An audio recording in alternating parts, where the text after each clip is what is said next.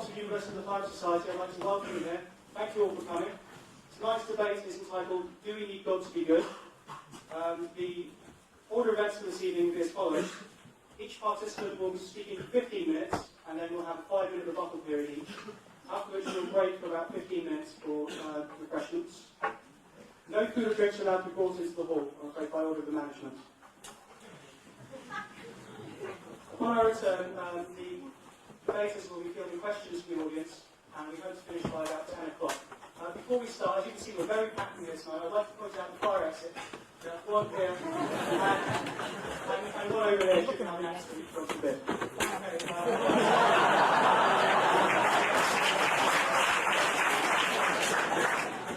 I'll just introduce you to tonight's moderator. It's Mr. Josh White, who's co-president of Oxford University Life Society. And then introduce the speakers. Hello, good evening. I hope everyone is sitting comfortably. Even people down on the spats on the seats down just below the podium. This is the, I think it must be the 95th Life Society Annual Science and Religion Debate. Any of you who've been in Oxford before will know that this is a sort of 4-year-old chestnut that we try and bring out every year. In the past, you've debated such varied topics as does God exist, is there a God, isn't there a God, and who cares anyway? the one, can you hear me? This is coming out. The one consistent feature, I have to say, in the midst of such variety, is that science has always won. However, we are impartially hoping for a change to address the balance tonight. So it gives me great pleasure to introduce you to the speakers. I must apologise initially, because we had hoped to bring in 4 professors, because we thought it would sort of evoke in you the imagery of Vivaldi's 4 Seasons, of beautiful triumphant harmony. Unfortunately, we only managed to get 3 professors and a rabbi, whose only artistic sort of corollary I can see in 4 weddings and a funeral. However, they're sort of a distinguished crowd indeed. We will be starting off the evening with Professor Peter Atkins, who's Professor of Physical Chemistry at Lincoln, author of The Creation and Physical Chemistry, which is read allegedly by 80% of chemistry students worldwide. They'll be followed by Rabbi Shmuley, who's the director of the Oxford University Life Society, author of The Jewish Guide to Adultery, 6 other works. He will be followed by Professor Richard Dawkins, who is the world's most famous atheist, the author of The Blind Watchmaker and The Selfish Gene. Finally, the debate will be wrapped up by Professor Keith Ward, who's the Regis Professor of Divinity in Oxford since 1991, and whose recent book is entitled God, Chance and Necessity. So it gives me great pleasure to welcome the first speaker of the evening, which is Peter Atkins.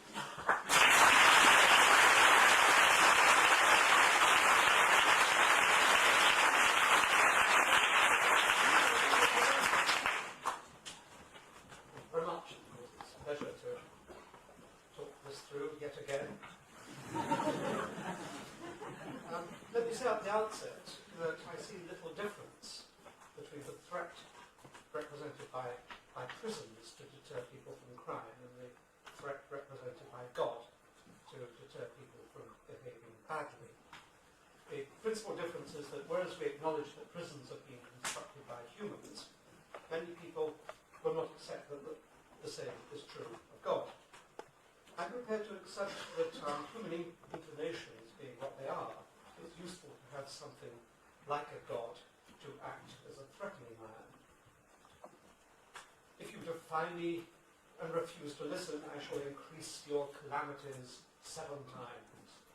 I shall pile your corpses on your lifeless idols, and I shall spurn you. I shall make your cities desolate and lay waste your sanctuaries. I shall destroy your land. I shall scatter you among the heathen, pursue you with a drawn sword. Your land will be a desert, and your cities heaps of rubble. Many of you will recognize the calm and encouraging voice of Leviticus. I regard it as important that we thinking people know what we are doing when we let gods like this rule our lives. Just as we don't delude ourselves into believing that prisons and other secular weapons of control are divine, so we should not delude ourselves into the belief that God is anything other than an invention of a medieval version of the social security. While the concept of God is a useful stabilizing influence, it does exact what one might call a dreadful price.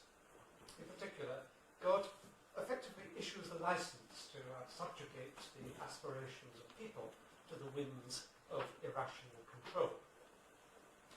Like the threat of secular punishment to people on the straight and narrow, the concept of God inspires evil, and it often subverts the good that God is presumed to inspire. But Voltaire expressed it more succinctly, and that would be appropriate to have him here one evening. He said, well, those who believe in absurdities commit atrocities. When anyone reviles his father and his mother, he must be put to death. If a man has intercourse with a man as with a woman, both commit an abomination. They must be put to death. A man who has intercourse with his uncle's wife must be put to death. All of it. More of God's advice to a young man on his personal development. Any man or woman among you who calls up ghosts or spirits must be put to death. But people are to stone them. More advice to the unbeliever. If a man divorces his wife for any cause other than unchastity, he involves her in adultery. And whoever marries her commits adultery. It's hard to see here a distinction, really, between goodness and human bestiality. Well, the motion before us presumes that God is an inspiration to goodness. However, as I turn the pages of the Bible, a very rare occasion, rather enthralling. As I turn the pages of the newspapers, which I do rather more often, I find it hard to form the view that God is uniformly an inspiration to goodness. Indeed, if we interpret the question we're debating in one way, then yes, we do desperately need God to be good, and the sooner the better. But then a believer will no doubt say that God's ways are inscrutable, and that we cannot use secular logic to discern his purpose.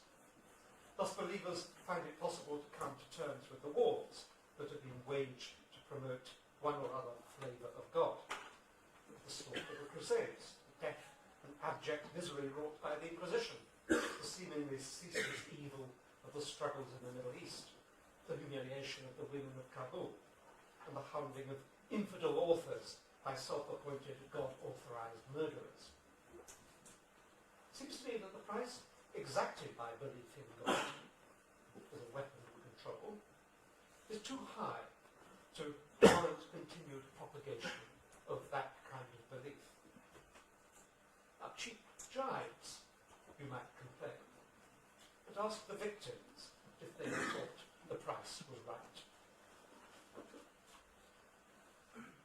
The notion before us presupposes that there is a God out there, and that he is in fact the fount of goodness. But is it plausible at this end of the 20th century to go on believing in that presumption? I consider that there is overwhelming evidence for the non-existence of God, and hence the emptiness of the arguments that we are embarking upon this evening. We shall no doubt hear theological arguments, but such arguments are invariably contaminated by the presumption that God exists and has an influence on events. The theologian sets out to force observations into a framework and simply will not accept that a simpler explanation may be the truth. And with that in mind, let me summarise for you the arguments against the existence of God. Well, the first problem of the argument, of course, is the obvious argument about the existence of evil. Now, despite the tornado-like twistings of theologians, it's desperately hard to reconcile the postulation of a loving, infinitely wise God with the personal disasters that permeate history. Theologians, and their practical emissaries, the priests and the rabbis, will construct arguments to show that events like the Holocaust and like John Blaine are a part of the fabric of God's creation. Tests of our strength, consequences of our freedom, and all those other obscene confections simpler it is to accept that there is actually no God, and that foul deeds are the unhappy outcome of freedom. Now, the second part of the argument against the existence of God is the extraordinary revelations about the origin and workings of the world that have stemmed from modern science. Science has provided profound insights into the origin and properties of the material aggregates that we recognize as atoms, planets, and people. It can effectively account for the entire biosphere on the grounds of that awesome instrument of blind modification and change that we call natural selection. Now, I agree that there is a remaining difficulty with accounting for an acausal inception of the universe. But cosmology is edging forward on that issue, and there is no sign that science will fail with that greatest question of all: where did it all come from?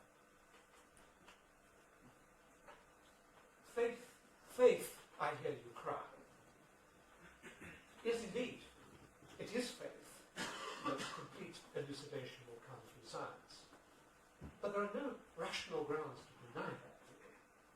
The most important of all, unlike so-called religious explanations, scientific elucidation will come this side of the grave, and it will come by the exercise of rational, publicly testable argument. Even now, we can see that the overwhelming message of modern science is that the universe is a cosmically purposeless place.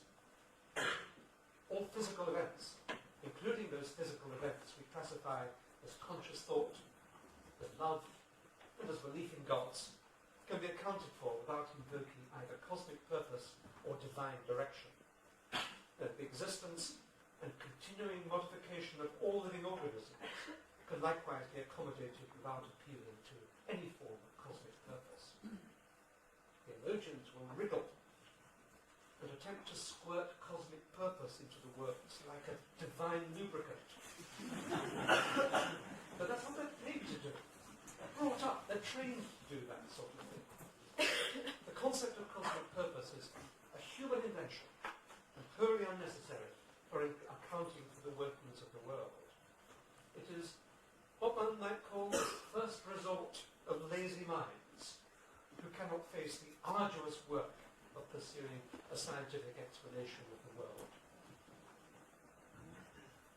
Now, of course, God might be there, or it might be unnecessary, but actually still might be there. It's always a worry.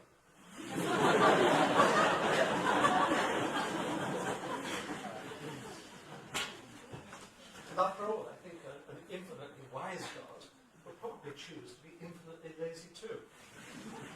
But the third problem of this particular phase of the argument, therefore, is to seek to understand why people urgently press God upon us. I consider that it's easy to understand the pressures that cause people to long for the existence of a God. Not least of those pressures is the longing to avoid personal annihilation. But there is, of course, not one jot of evidence for an afterlife, of any kind. Belief in the avoidance of personal annihilation is simply sentimental poppycock, and part of the awesome structure of control that religious authorities have cleverly stumbled upon. There is no heaven, there is no hell. All such concepts are part of the prurient game that religions have played with peoples to subjugate them to their power. And superimposed on that basic fear is a whole panoply of cultural conditioning through religion's clever capturing of the arts and literature for purposes of propaganda, through social pressures from the cradle onwards, through the organisation of society that incessantly urges people to believe, combines social conditioning with the frailty of the human psyche, and who cannot believe in God. In short, I consider that the existence of evil is a transparent argument in favour of the non-existence of God. But Science does away with any need for purpose and divine involvement, and hence excludes the need for a God, and that we can understand why, nevertheless, people yearn to believe. Only the intellectually impotent, I consider, can continue to believe.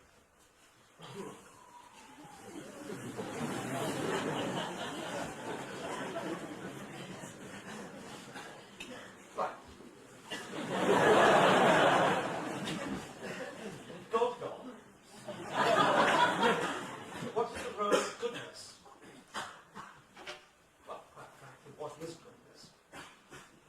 I think that we simply cannot help being good, on average, at least. Behaving reasonably well is in our genes, although my learned colleague might well dispute this later. We have not consulted much about this topic. In the sense, it's in our genes in the sense that our constitution and general deportment have evolved. What we term good is the behaviour that, it has turned out, has supported our survival. Now, praying mantis probably thinks that killing its mate after copulation is good behaviour.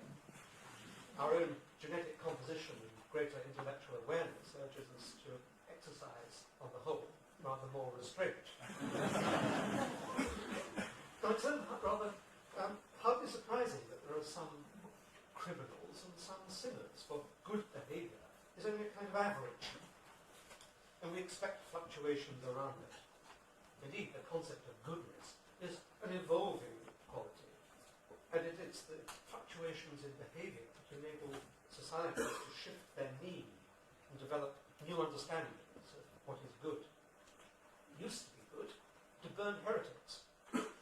Now, that's thought by, at least by the more secular societies on the earth, to be somewhat less commendable. It used to be thought good to slaughter enemies willy-nilly. That too is less widely in vogue. So I see good as a developing indication of common behaviour, and as evolving as society and individuals explore fluctuations around the norm. Now, belief in God is a sheet anchor on progress and adaptation to this shifting norm. Such stability may be thought good.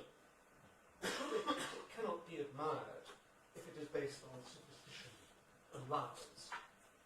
Moreover, why is it appropriate to base our behaviour on written authority rather than to consider matters rationally and in tune with the times?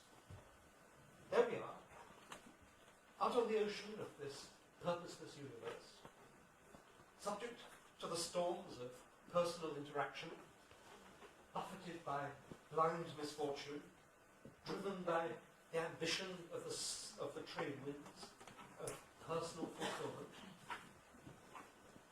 Is it better never to change or to recognise that society advances? Take contraception and abortion, for instance. Is it right never to regard artificial contraception and abortion as good, despite the improvement of means of achievement? Are we always to be left in the grip of written authority and its underpinning in the belief in God? Or can societies be regarded as having reached a stage where such substructure can be discarded? Let me conclude by saying that we have two routes to sensible personal development. One is to rely on authority, to trace goodness back to God. The second is to try to understand the origins of our behaviour and to consider matters free of superstition and manifest falsehood. I regard it as high time that we discarded the concept of God, a concept that would be laughable if it were not so intrusively evil and repressive. And detaching goodness from God will be a liberation from self-deceit, and will open up people and society to a more rational, caring future. Thank you very much.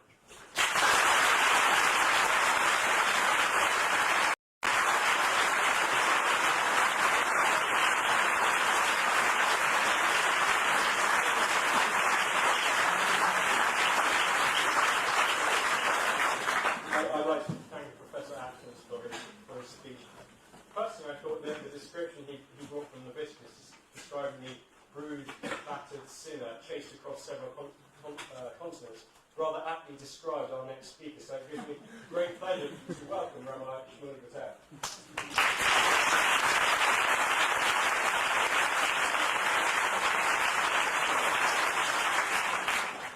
Thank you.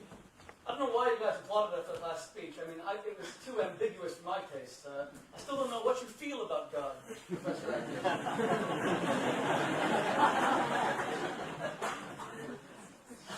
Pepsi, the great clothes manufacturer, is having a terrible year. He's had to lay off 500 employees. He's verging on the brink of bankruptcy. So he finally listens to his wife's advice and he checks into a psychiatrist. And in the first visit, he says, "You have to help me, you have to help me. My life is disintegrated to such a point that lately I've even contemplated suicide. I'm thinking of taking my own life. Could you imagine? Give me advice. What should I do?" The psychiatrist looked him straight in the eye and said, "Pay in advance." Our society, L'chaim Society, has paid in advance these events. We've had six debates. This is the seventh on science versus religion. Just said earlier, religion has lost every time. Not very good for a society seeking to promote religion. But tonight I brought with me my secret weapon, my mother from Miami. And she promised to vote for me, so I'm warning you that now. It's also her birthday, so today. So as a birthday present, you all have to vote for us as well. Quasimodo has advertised in the church at Notre Dame for a new bell ringer. He's tired. First guy comes to apply, he's too tall. Second guy comes, he's too short. Believe me, I know. And suddenly a guy comes up with no arms. Quasimodo says, "Come on, you gotta be joking." The man says, "Give me a chance. This is the age of political correctness. Just because I have a disability, you won't hire me, I'll sue you." Quasimodo says, "Okay, fine." He hires him. On the first day, the man runs as fast as he can, soars through the air, bing, bangs his head against the bell, there's this huge ring, and all the people from Paris come to pray. The second day, the man runs as fast as he can, and bing, all the people from Paris come to pray. And Quasimodo is so happy. And the third day, the man runs as fast as he can, towards the bell, misses it completely, falls all the way down, with a cathedral splat all over the ground, and all the people run over. They look at Quasimodo and they say, "Who was he?" Quasimodo says, "Don't know. I never did get his name. But his face rang a bell."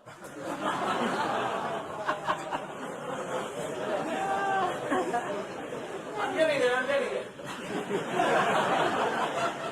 We have caused faces like Richard Dawkins and Peter Atkins, both of whom are now professors, and we're very proud of that achievement.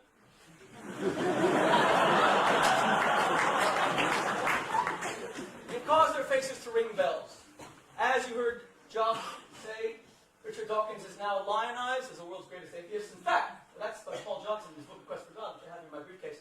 If you search on atheism, there's a worldwide web page, a whole atheism. And the first thing they tell you is, there's nothing wrong with being an atheist. Some of the world's greatest celebrities are atheists, including, and this is what it says, you can look it up tonight, Marlon Brando, actor.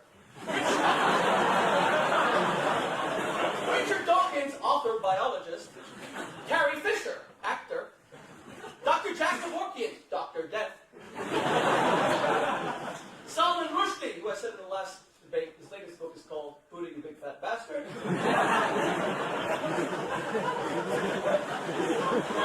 Ted Turner and Arnold Schwarzenegger.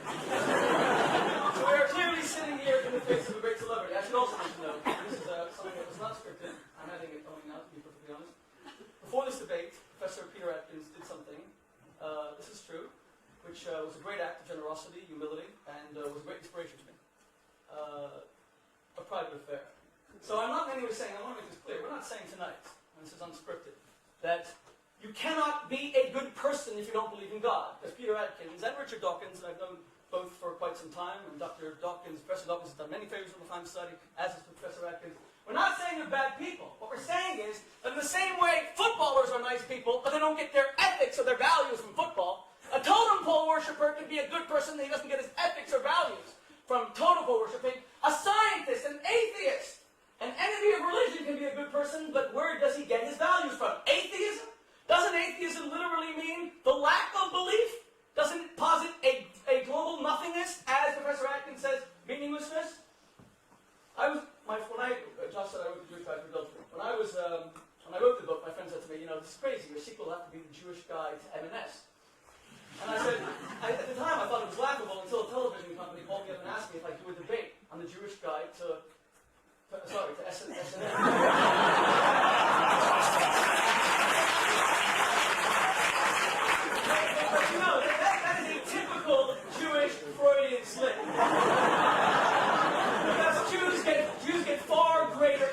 intense pleasure from shopping and anything.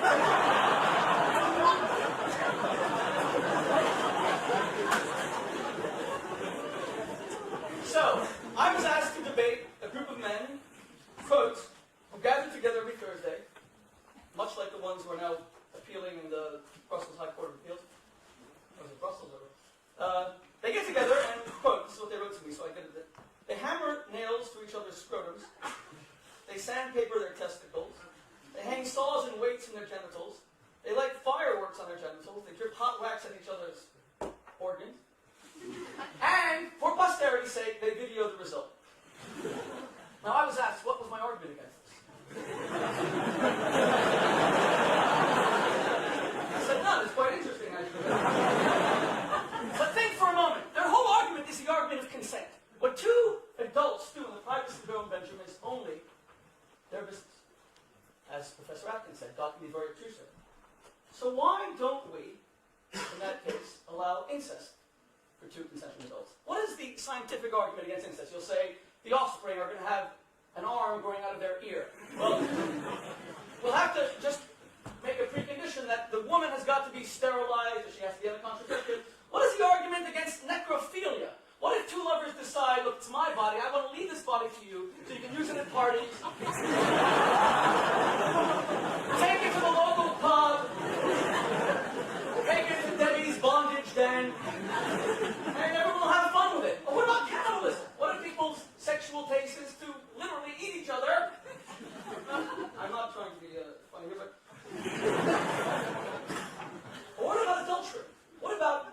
Everyone, even a secularist would say, secular society also deplores defense adultery. What if the wife or the husband will never ever know? Adultery is one she might hurt someone. What if they'll never ever know? Why should any of these be prohibited? In fact, Robert Wright, in his book, The Moral Animal, all based on evolutionary thought, argues that adultery is natural and is even better for the species. Which is obviously soon. My whole point is, you take God out of society, and half of the things that all of you hold dear, that you think is based on logic, on reason, on rationale, has no logic, has no reason, has no rationale. And I actually wait to hear what Professor Dawkins and Professor Atkins say about these things. Why is murder wrong? And the typical secular humanist Promethean response is, well, if you murder me, my children, family will murder you. And then your family will murder my family. We'll all kill each other. There's one fatal flaw to this singularly stupid argument, and that is, what if you can get away with murder? What if there are no consequences because no one will know? There was an American athlete who came to the Oxford Union a couple months ago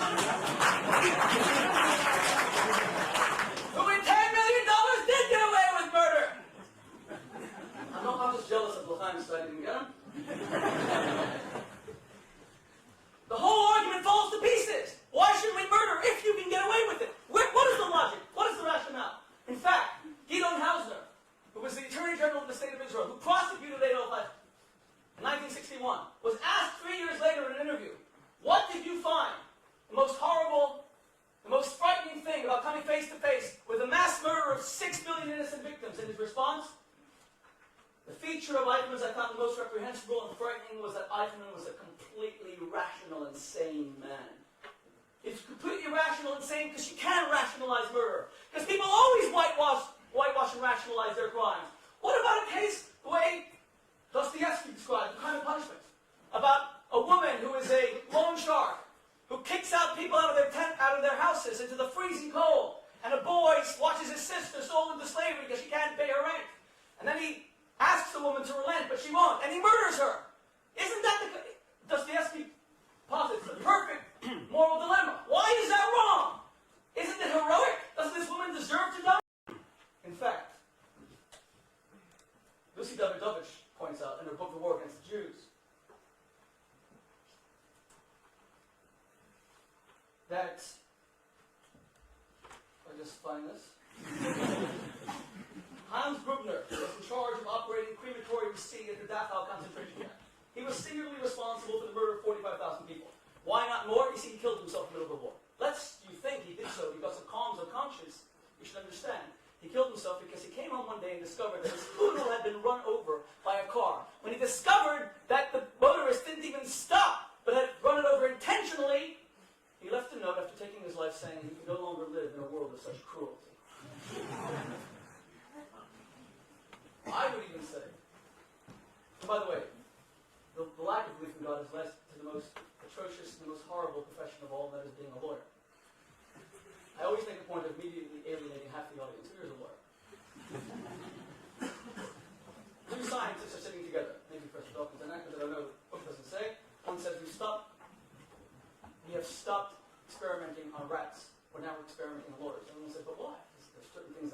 don't even live.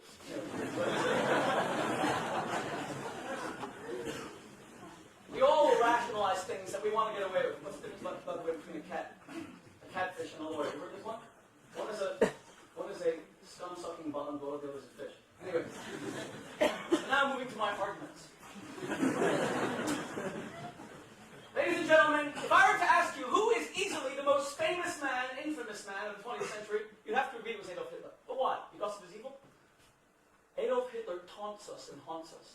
He taunts us and haunts us because what he posited was an absolutely rational and logical world.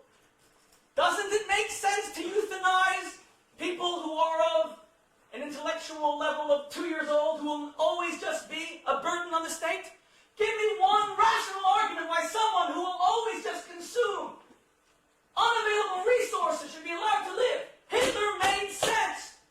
If not for the Ten Commandments, which says, thou shalt not kill anyone, irrespective of what kind of life they pose, what kind of person they are, unless it's in self-defense.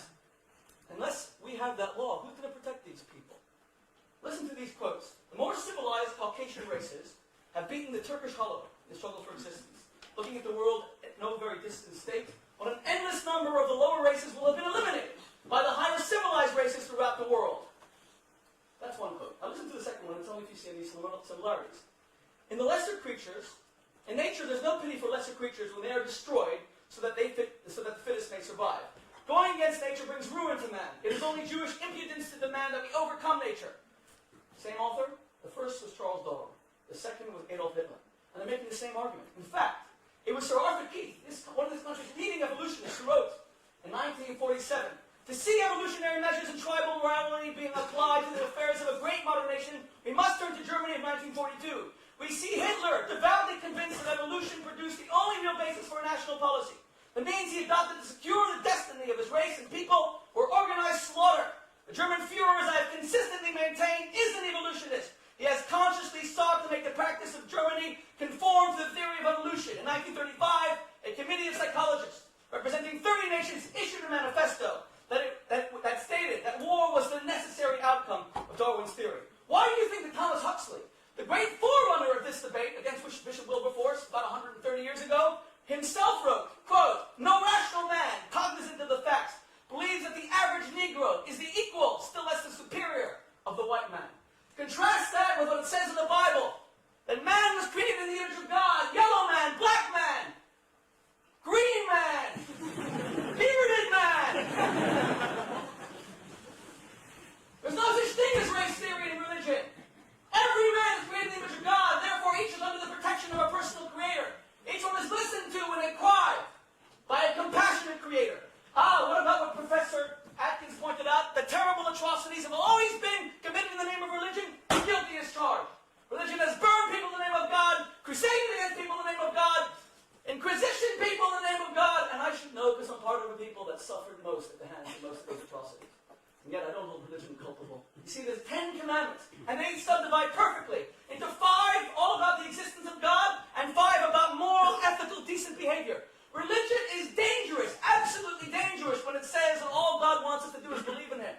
Religion is safe, and is the only bastion of safety we humans have when you have the two together. A, there's a God. B, what God wants first and foremost. No compromises. Thou shalt not kill. Thou shalt not steal. Thou shalt not commit adultery. Thou shalt not lie. Thou shalt not bear false testimony. We call that ethical monotheism, and it's the most radical idea in the history of the world. Darwin gave his book, The Origin of Species, a very provocative subtitle. Subtitle, Preservation of Favored Races, not species, in the struggle for life. The implication was clear that one day there might be a war between people for the preservation of those spheres. Francis Crick, a Nobel Prize-winning scientist, one of this country's greatest scientists, who Professor Dawkins recently interviewed on television, he understands, to take away religious morality, you got to give us new morality. You know what his ideas are? Birth should be redefined till 2 days after birth, so that every baby could be examined for defects. And if the defects prove too deleterious, the child could be eliminated with impunity because it had not yet been born. Similarly, people at 80 or 85, he didn't exactly say, should be declared dead. All of their property should immediately be inherited by their children because they are a burden to the state. We had a professor of medicine here at Oxford that said that if John Radcliffe, people over 70 shouldn't be given a hospital bed. And that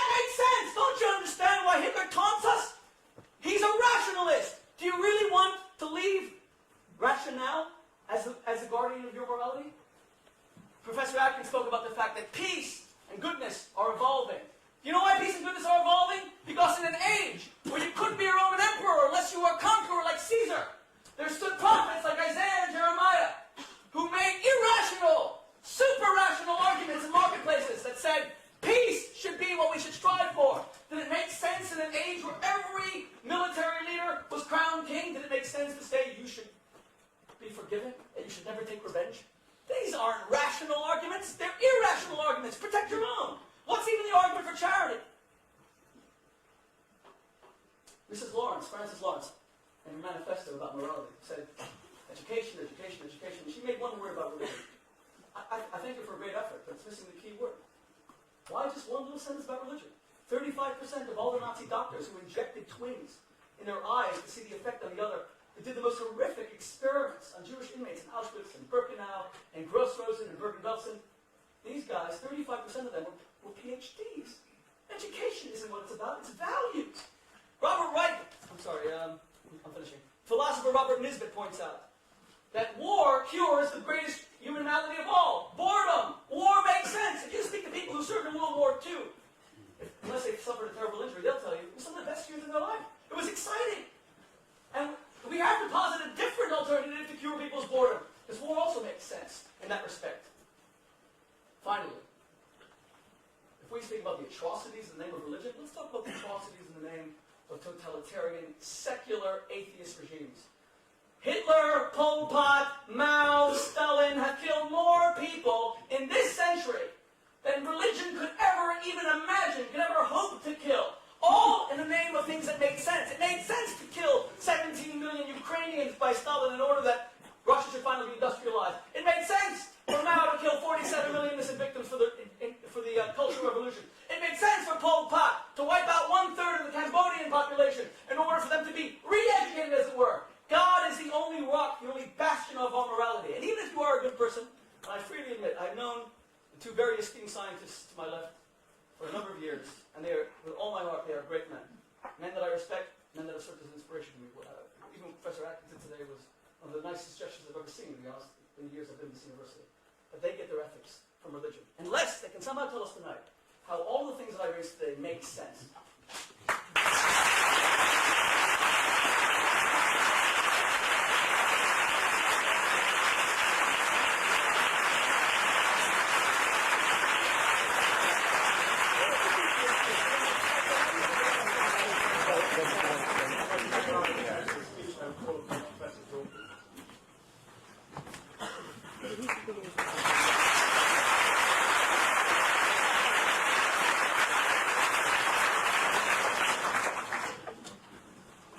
I have here two books, Charles Darwin, The Origin of Species, and the Holy Bible.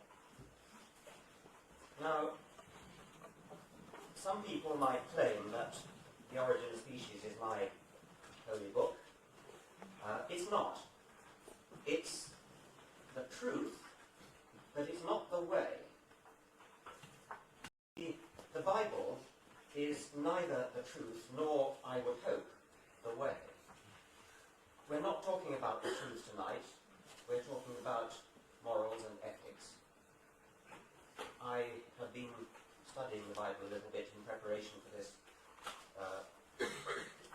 event. Read a couple of things. There's a nice story in Genesis. Lot, remember, was the only good man who could be found in the cities of the plain, Sodom and Gomorrah. Two angels came to visit Lot, and Lot invited them in to wash their feet and have a feast with him. But all the men of Sodom came and surrounded the house, demanding that Lot should hand over his two guests so that they could rape them. Now here is what Lot said. I pray you, brethren, do not so wickedly. Behold now, I have two daughters, which have not known man. Presumably their virginity makes them especially desirable. Let me, I pray you, bring them out unto you, and do ye to them as is good in your eyes, only unto these men do nothing. Well, fortunately no harm was done, and Lot and his family were singled out as the only good people in Sodom, spared that city's terrible destruction. Now, if that were the only example of such an incident, I wouldn't have remarked it. later in Judges 19, verse 20 to 30. Here we have a certain Levite who had gone chasing after a runaway concubine. He eventually tracked her down at her father's house. Her father was delighted to hand over this woman to her rightful owner, and the party set off home again. On the way, he was given lodging by an old man in Gibeah, in the territory of the Benjaminites. As in the other story, they all washed their feet and had a good feast. And again, as in the Genesis story, the men of the town started beating on the door and demanding that the visiting man should be handed over so that they could rape him. Once again, the master of the house went out to remonstrate with them. Nay, my brethren, nay, I pray you, do not so wickedly, seeing that this man is come into mine house, do not this folly. Behold, here is my daughter, a maiden, and his concubine. Them I will bring out now, and humble ye them, and do with them what seemeth good unto you. But unto this man do not so vile a thing. But the men would not hearken to him, so the man took his concubine and brought her forth unto them. And they knew her, and abused her all the night until the morning, and when the day began to spring, they let her go. Then came the woman in the dawning of the day, and fell down at the door of the man's house where her lord was, till it was light. And her lord rose up in the morning, and opened the doors of the house, and went out to go his way. And behold, the woman, his concubine, was fallen down at the door of the house, and her hands were upon the threshold. And he said unto her, Up, and let us be going. But none answered. Then the man took her up upon an ass, and the man rose up and gat him unto his place. Happy ending, you might think. But the unfortunate woman's troubles were not yet over. The story has one last verse. And when he was come into his house, he took a knife and laid hold on his concubine, and divided her, together with her bones, into 12 pieces, and sent her into all the coasts of Israel. Now, I make no claims that my book, The Origin of Species, is any sort of guide for living. Quite the contrary. I have often said that if you want to use Darwinism as some kind of morality play, treat it as an awful warning. Hitler is not the only person to have misused and abused Darwinism for immoral purposes. Nature really is bred in tooth and claw. The end product of natural selection, life as we know it, is beautiful and elegant, but the process of natural selection is vicious, cruel, and short-sighted. A Darwinian society is not the sort of society in which any of us would wish to live. Speaking for myself, is not a bad definition of precisely the sort of society I would least like to find myself a member of. Which is why the closing words of my first book, The Selfish Gene, were, we have the power to turn against our creators. We, alone on earth, can rebel against the tyranny of the selfish replicators. But I think it's really better not to use the facts of nature to derive our morality at all. I prefer to side with Hume rather than with either Julian or Thomas Huxley, who both tried to use evolution for purposes of deriving morals, albeit in opposite directions. Hume said that moral directives cannot be derived from descriptive premises, or, it's more colloquially put, you can't get an ought from an is. Well, where on our evolutionary view do our oughts come from? Shmuley has challenged me to answer this question. It's a big question, and I would love to have an hour in which to try to answer it. It's not a simple one. The problem is not quite as acute as it might appear. It is a somewhat naive view of Darwinism that says that literally we should expect ourselves to be completely selfish. The idea of the selfish gene is that genes are selfish, but this is used as an explanation for why humans are, in a limited sense, altruistic. But it is only in a limited sense, and my own subjective feeling, subjective experience, is that humans appear to be a lot nicer than we have any right to expect on Darwinian grounds, and we are certainly a lot nicer than we have any right to expect from reading the Old Testament. So, where as an evolutionist do I think we actually get our rather pleasant characters in some cases from? I agree with Peter Atkins that there's a distribution, there are some exceedingly nasty people, but there are also a fair number of nice ones too. It could be partly an evolutionary mistake, but much of our evolutionary history might have been spent in small villages in which the members of the village would have been tribe, would have been closely related genetically, and also in which you could reckon that the people that you meet every day, you're going to go on meeting for possibly the rest of your life. Under those conditions, Darwinism easily predicts a fair amount of pleasantness and altruism. But I think there's more to it than that. I find in my own gazing into myself and knowing my friends and knowing all four of us on this panel tonight are decent people, nice people who would be kind, who would be sympathetic, who would worry if they saw somebody, or even another species, a poodle even, weeping, they would do something about it. That is not easily explained on selfish gene grounds. I am inclined to think it works something like this. Natural selection has given us big brains. It gave us big brains for good survival reasons. Originally, those big brains were used for utilitarian purposes, survival, out there in nature. Among the gifts that were given us by natural selection for those purposes were foresight, the ability to plan ahead, the ability to develop purposes and go for those purposes in flexible, versatile ways.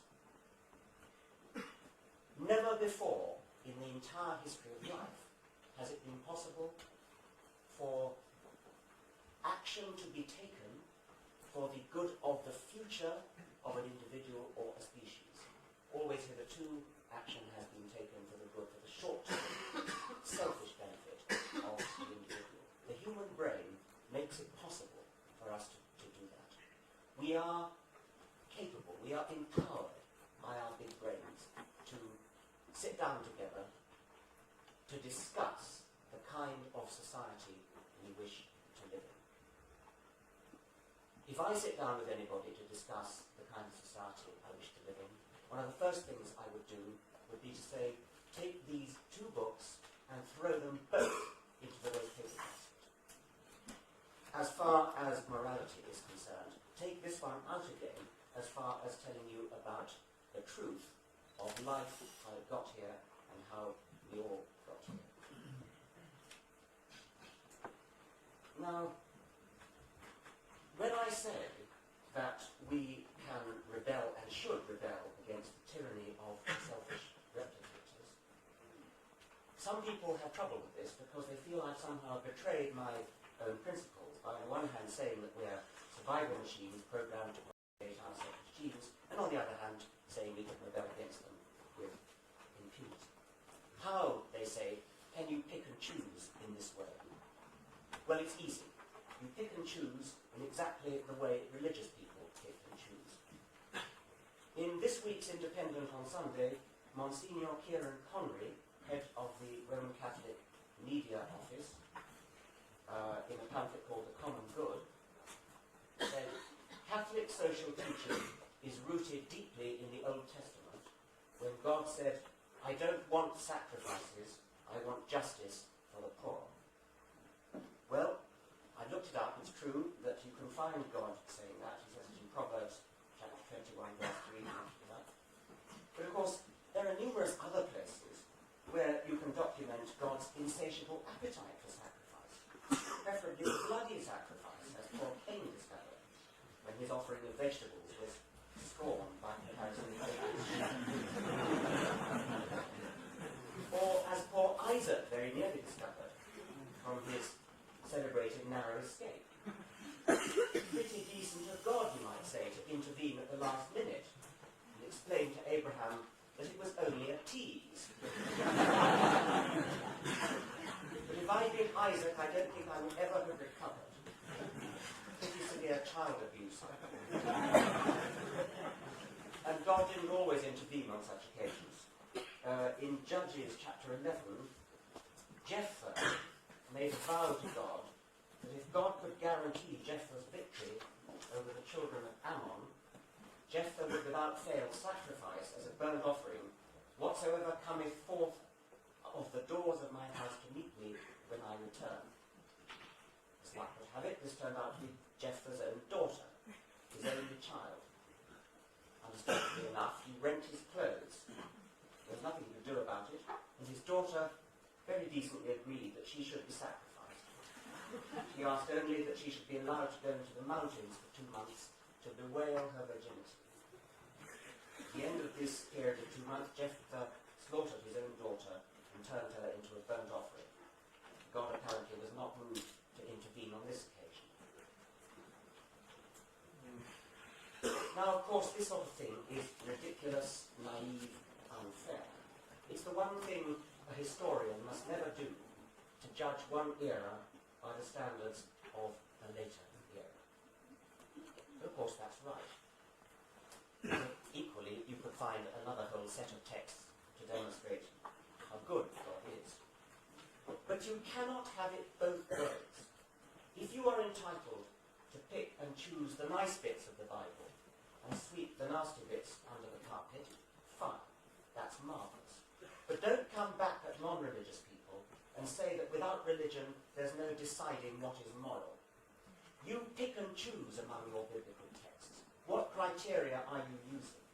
You're using human judgment, mostly modern liberal ideas of morality that have been built up much more recently over centuries of moral and political thought, both religious and secular.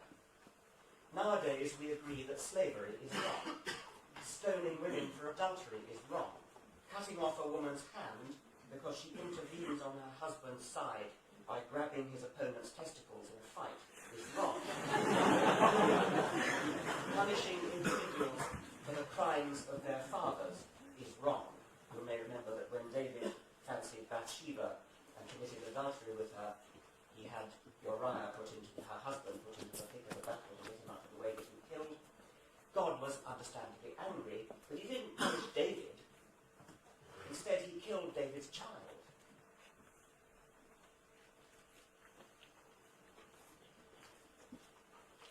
Nowadays, we'd agree that wasn't just.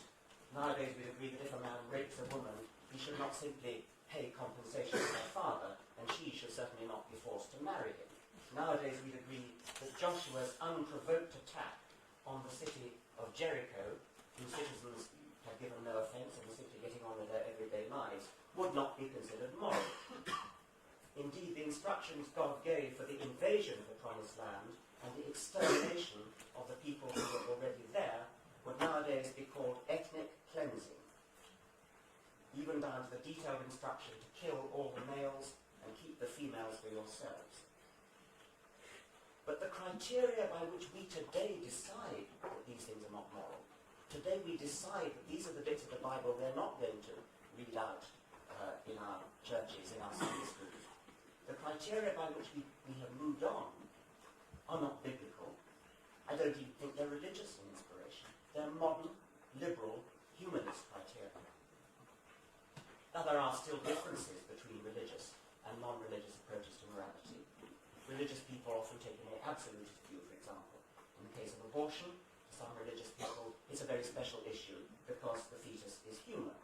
Non-religious people might be more likely to take a somewhat more pragmatic view and ask questions like, is the nervous system of this fetus sufficiently well developed that it can feel pain? Should we perhaps worry more about hurting an adult chimpanzee rather than a human fetus because the chimp can think and feel more than the fetus? Or, say, if a man's life is saved by transplanting an organ from a pig, non-religious people will again tend to take a pragmatic view, but religious people might have to face various kinds of hang-ups. But these are minor differences compared with the huge area of agreement that any modern civilized people will have, as against the morality that would have seemed normal in biblical times. Now, biblical texts and DNA texts, the texts of the selfish genes, are not that dissimilar. They're both digital, They're both quite ancient. The DNA texts are about 3,000 or 4,000 million years old, and the biblical ones are about 3,000 years old. But otherwise they're somewhat similar. In both cases, they are in a sense prescribing a way of life. In both cases, the way of life that they're prescribing is supremely distasteful to me, and I suspect to many of you as well. In both cases, we have the freedom to rebel, the freedom to depart from the tyranny of the text. We have the freedom to sit down together and plan the kind of society in which we want to live. As I said, I think that freedom is one of many emergent properties of the fact that we have big brains. These big brains were originally evolved for purposes of selfish, short-term survival, but they became so big that they overreached themselves. They are now doing things which, from the point of view of the selfish genes, are bad, but we can do what we think is good, what we decide with our brains is good. We can consciously and deliberately overrule the dictates of the selfish genes. The important thing is that we should not get our moral precepts either from biblical texts or from the textual tyranny of the selfish gene. Thank you.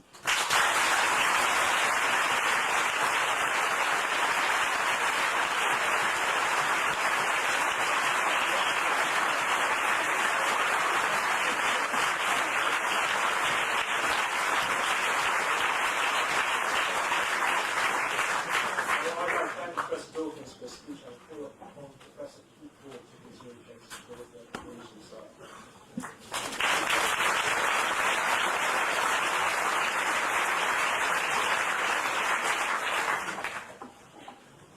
Well, of course, if you think a religious view has to stop with Leviticus, then these problems are going to be severe for religious believers.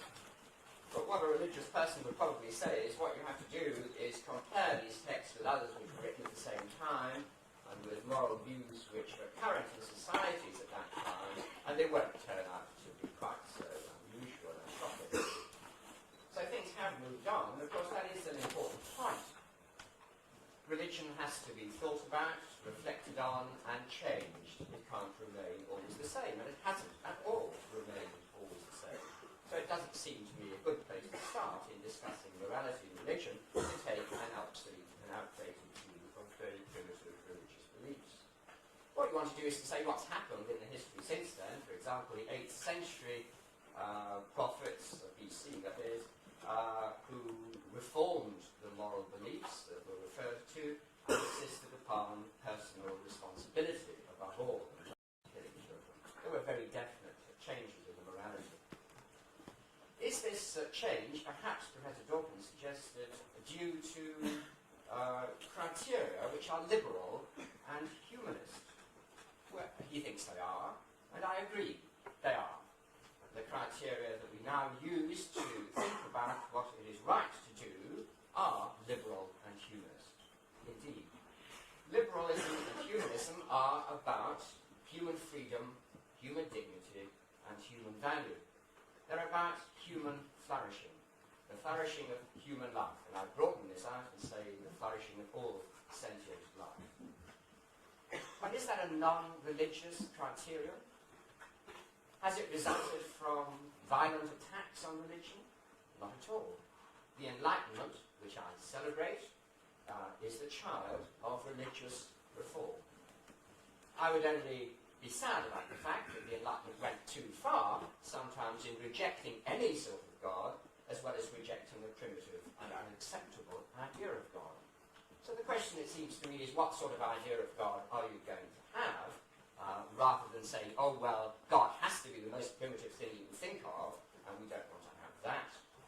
So it is a sensible question to ask, what sort of God is there? But of course, the biblical view has always, however primitive the beliefs were, however primitive the culture was from our point of view, has always held the view that there is a creator of this universe who creates for good and who is himself good.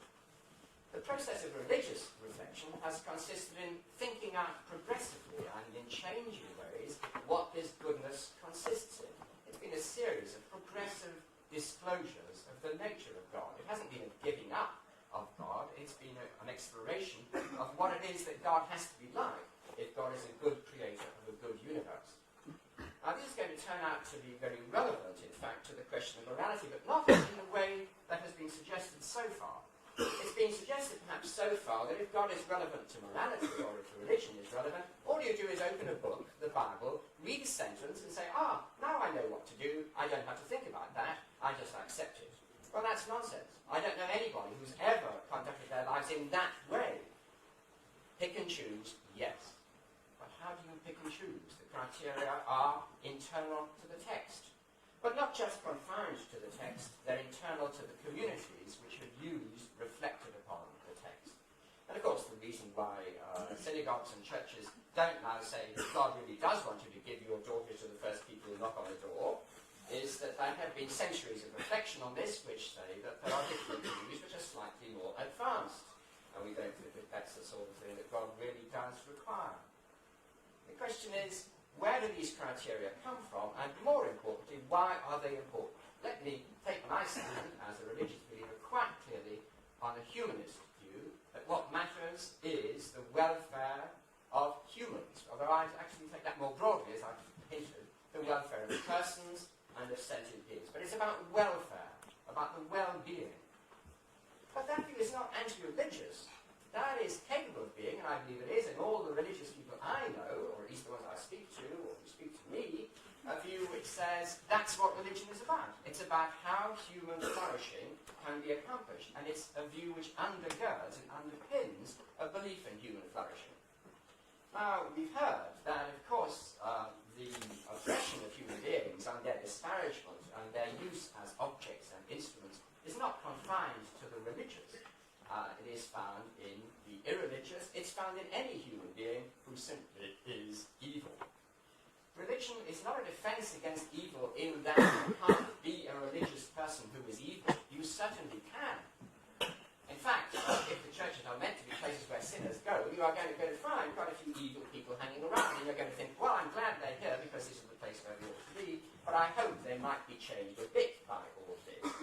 I don't think religious communities are people only for the morally poor, but they are places where morality is underpinned. And let me just spell out a little bit what I mean by this. Suppose that you think that being a human is being the result of 1 million copying mistakes in the replication of DNA, so that you are simply an accident in the universe. Now you could say, as David Hume said, as Bertrand Russell said, my morality doesn't depend on my view of human beings. I can have a humane morality and wish for human flourishing, even if humans are accidental mistakes. But Bertrand Russell himself said, I have to admit that some of my firmest moral beliefs cannot be justified by my theoretical beliefs. And he found that rather worrying. And this question of what could justify you acting upon a belief in the importance and value and dignity of human life is a very worrying question for someone who thinks, well, human beings are actually accidental mistakes. There is no intrinsic dignity in them. There is nothing in them of objective worth or value. They're just what's been thrown up. You can be good if you like. I'd be pleased if you were. Perhaps it's quite comfortable for me to be good within limits. But why should I go further than that? The question of why, you may hold, is unanswerable. I have a great sympathy with that. I mean, supposing you said, look, I'm not religious, I don't know why I should be good, I'd agree with you. I'd say, no, I hope you will be, but I don't know why you should be. And you might say, well, I just have to accept it somehow as just obvious that I ought to be good. But where does that ought fit into the universe? Another philosopher, J.L. Mackie, who wrote a little book called Inventing Right and Wrong, a standard book in moral philosophy, said that people naturally believe that morality is objective. That is, we all really think there are obligations. There are things we ought to do. We are challenged. We think, I have to do this, I ought to do this anyway, even if I can't think of any justification. that sense of ought is somehow built into the human character, perhaps genetically programmed. Mackie says that's how it is, but of course this is a delusion. It's actually a delusion. And we could rebel against the tyranny of our selfish genes and against the programs which have been genetically hardwired into us and say, if I could stop being this feeling that I have a moral ought, I could have a much better life, really, and think, no, there's nothing to constrain me, there's really nothing there, there's nowhere in the universe that the ought could fit into. I would find that quite worrying as a non-religious person, and since I've been one, I know that I did find it quite worrying. Because I had the problem of saying, well, I can't find anything that would justify my acting on my moral beliefs. I could justify having moral beliefs, that is, I know that human flourishing is in the abstract a good thing, but who cares about the abstract? I mean, what's it going to matter? There's nothing there which impels me to do this. What difference does God make? And again, I want to interpret God here in a very wide sense. We're talking about a dimension of human experience which is transcendent to humanity and which is felt as a moral impulse or lure or urging, something which, as it were, calls us to something greater than we are and calls us to be self-sacrificing in the name of human welfare and flourishing. You can take that very broadly. You don't even have to call it God, but it's certainly part of what a Jew or a Christian would call God. And one of the most important contributions of Judaism and Christianity is to make this clear, that one of the ways in which humans experience their lives is as confronted with a moral demand to make humanity flourish. And that sense of demand is what doesn't let you remain free to do anything you want, whether it's cannibalism or the other things that Rabbi Boteach is so fond of. So, there is that problem. How does God fit into this? Well, let me just say how a theologian who actually tried to respond to the problems of Leviticus, well, to some extent, and has decided they really belong to a culture far away, and we've got to do something about this, and what you do about it is spelled out pretty clearly in the Bible, as a matter of fact. But what do you say about this? It would be, first of all, what would you mean if you said that there is a good God? Religious people say there is a good God. What would you mean by that? Well, this is spelled out fairly clearly. You mean a God who is concerned with and who expresses in the divine being beauty, compassion, wisdom, and happiness. These would be fundamental qualities of a God if there was a God. I mean, let's suppose it's just imagination. You're just thinking, well, what if there was? It would be a being of supreme beauty, compassion, wisdom, and happiness. Because that would be what goodness actually is. Those would be the intrinsic values which are worthwhile for their own sake. So, if there's a God, it's not going to be one of these people that goes around saying, kill all the Amalekites if you can find any left, and gives other absurd commands. It's going to be a being you have to reflect upon. What's the nature of this being? But still, if there is such a being, that's its nature, objective goodness. If that God then, as Jews and Christians believe, creates a universe so that there shall be other beings in it, sentient beings who can share in that goodness, then what they will be called to share in, being made in the image of God, is creativity, compassion, happiness, and wisdom. So the religious imperative is to aim at that life for everyone, that everyone should have a share in those properties which are the properties of God. That means that morality actually is rooted in an objective purpose for the universe. It's not something you may or may not invent. Now, I know Atkins and Dawkins consistently say you're just inventing all this, as though you're just inventing morality. But are we really inventing it? Isn't there a doubt, a thought, a wonder anywhere that perhaps we're not just inventing it, but we're actually confronted by it? Something that is a mystery hard to grasp, which we should never confine to our culture and say, oh, now here's what God is, here's what this moral demand is, I've got to take it. That's something which would call you to a new insight and say, well, there are new things we have to respond to in our society, and it's actually the Spirit of God which is calling you to respond to these things. Surely that's the way a genuinely religious person would see it. So there is an objective reality which obliges you to conform to the purpose of realizing those intrinsic values of beauty, compassion, and wisdom.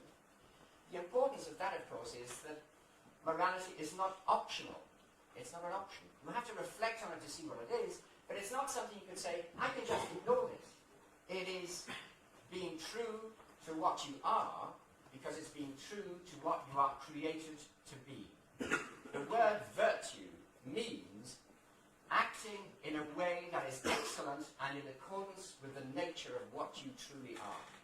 If what you truly are is a child of God, created by God for relationship with God, for a share in that beauty, compassion and wisdom, if that's what you are, then to be true to yourself is to pursue those things with all your might against every temptation of egoism and selfishness. And that's what religion really is. It's putting aside egoism wherever it lies, putting aside oppression wherever it's found, and going for truth, beauty and goodness. And religion gives disclosures of truth, beauty and goodness throughout history, governed by the cultures in which it's found, and therefore constantly changing, expanding, we hope, developing in insight, but always something which stands above and beyond you, calling you on an obligation, not an option. And of course another thing about religion, and one which justifies your moral attitude, your commitment to morality, is that if God is the creator of this universe, then God's purposes will be realized. That you're not in a universe where, as a matter of fact, we don't know what's going to happen next at all, because it is a matter of chance, and it's amazing that we've got this far through a series of accidents. And we've probably not gone any further, because ants are going to take over the world at any moment, because they're evolutionarily quite well prepared for the atomic holocaust. You might say then, that's one view, we can't say there's anything going to happen, so goodness has no object. That is, you might say you ought to aim at a just society, but of course there'll never be one, because it's just an accident, and probably other people are not going to be just anyway, so it's not a rational policy. If you're a theist, you cannot say that. You have to say that the just society which God wills, God will produce. God's purposes will be realized. So actually goodness is realizable and objective. Let me stress those things. For a theist, goodness is objective. It demands, it doesn't leave you free to choose what your morality will be, and it is realizable, it will be realized.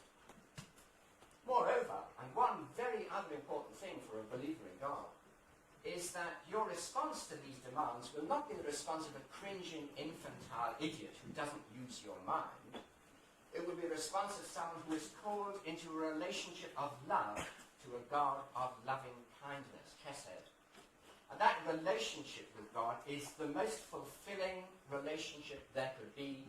It is the deepest personal relationship with a being who offers to you a share in that happiness which only God can give. In other words, your relation to a God is not one of simple blind obedience. It is one of learning a relationship of loving cooperation. Because of that, morality takes a different context. Morality becomes not keeping some principles which you might have chosen but you might not. Morality becomes learning more about God. It becomes a growth into relationship with God. Therefore, the reason you obey God is because you love God. It's not because God threatens you. This God is a threat. That really belongs to some other religious society. God is the God of a promise, and the promise is simply the being of God itself. Now, let me end with this thought. Morality just doesn't exist in a value. A vacuum. Morality depends upon a view of human nature. Your view of how important your morality is, of what sort of thing your morality is, depends upon your view of what human nature is, of what the world is really like. And although I'm a humanist, a theistic humanist, I believe that a humanist who is not a theist has no justification for thinking that humans are particularly important in the order of things at all, or that the values they think are important should really influence it in any way. Humanism depends upon theism because human value can only be given by a God who is of supreme value and will guarantee that creatures created by God will realize the values that God has in mind for them. So let's think of theistic morality rationally as something which God promises and calls us to. A life, a happiness, a creativity, and not as something which exists as a threat, especially not an antediluvian threat from ancient cultures long forgotten. Let's see this thing as a rational progress. If morality is to be binding, important, life-enhancing, then it must somehow be rooted in reality. And the concept of God is the place where morality is rooted in a transcendent reality which calls humanity to fulfillment by relationship to it. That's the only morality that I recognise as justifiable, and the only religion I recognise as true.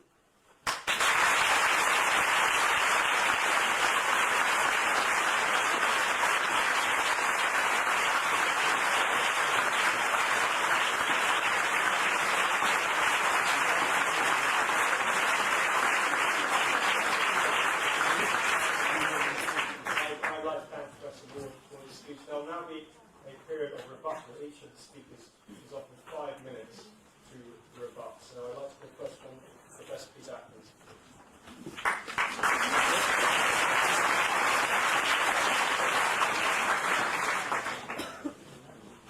Since we're running rather late, I think 5 minutes is rather too long to talk. We will leave it perhaps for the conversations afterwards.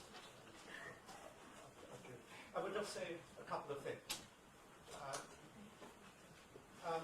Shmuley, you were going on about the commandments. I more or less adhere to the commandments. I don't regard them as being God-given. I simply regard them as being a distillation of human experience about what works in society. These are plausible ways of behaving oneself, which lead to stability and hence to the existence of societies. I think just as both our colleagues on the right side of me really are attempting to impose on their arguments what is wholly unnecessary. I agree with almost everything they say. I agree about the goodness on the whole of the Ten Commandments. I believe in allowing humans to flourish. I try to encourage that. After all, I would be a university lecturer if that were not the case. But I don't have to appeal to this object called God. I mean, I could strip away all the references to God that you each made. One find it rather difficult to pronounce the hyphen letters. And I would still adhere to the arguments, but I would not need that external imposition. I am a thinking being. I can work out what is good for other people, and I can work out the way that I would like them to behave, how I would like to behave, which leads to the stability of societies and human flourishing. And I'll leave it at that.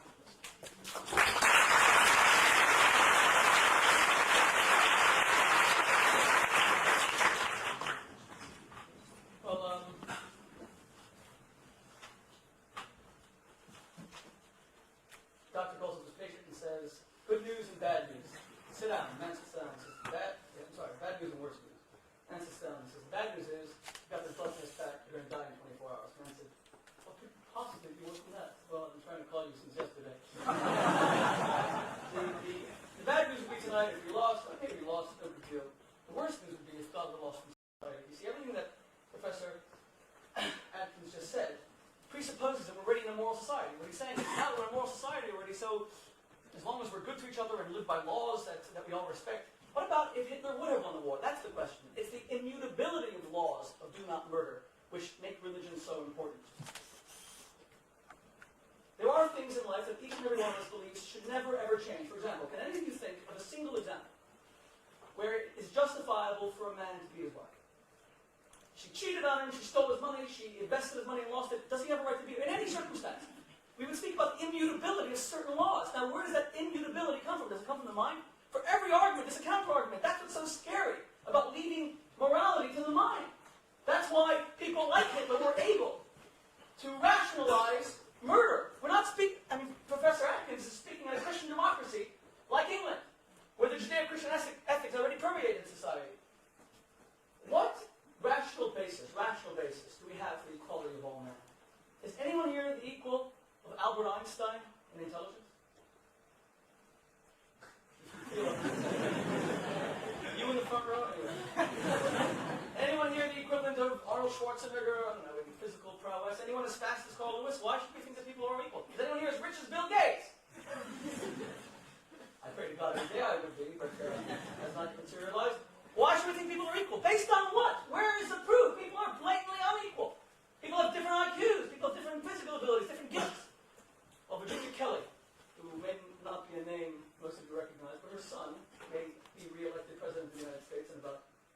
weeks. Bless. Her son will be re-elected over the next another week. Unless there is no God or hell freezes over, one of those things. No, unless there is a God, actually, that's a miracle. But she was asked by Barbara Walters in a television interview 2 weeks before she died. She died of cancer. You have two sons, Bill Clinton and Roger Clinton. Now, Bill was President of the United States. Boy, did well. Roger has been in prison for heroin abuse and theft, and you must be so proud of Bill. What about Roger? And Virginia Keller said to me, I've been a waitress my entire life, but I'm not half as dumb as you. When you say America's leading news lady, she said, how could you tell a mama that she should love and be proud of one of her children more than the other? What makes children equal is that they have the same parent. What makes us equal is that we have the same God. We're all created in the image of God. Unless you can come with a better, or the other side, you can come with a better rational argument as to why we are equal and we should be treated equally, then how can we take that out of society? You know that 75% of all American high school students, when confronted with this question, if your dog was drowning or another human being who you didn't know was drowning, your dog versus a stranger, who would you save? 75% said they'd save their dog. Now that's troubling. Okay, you can say, America, what do you expect?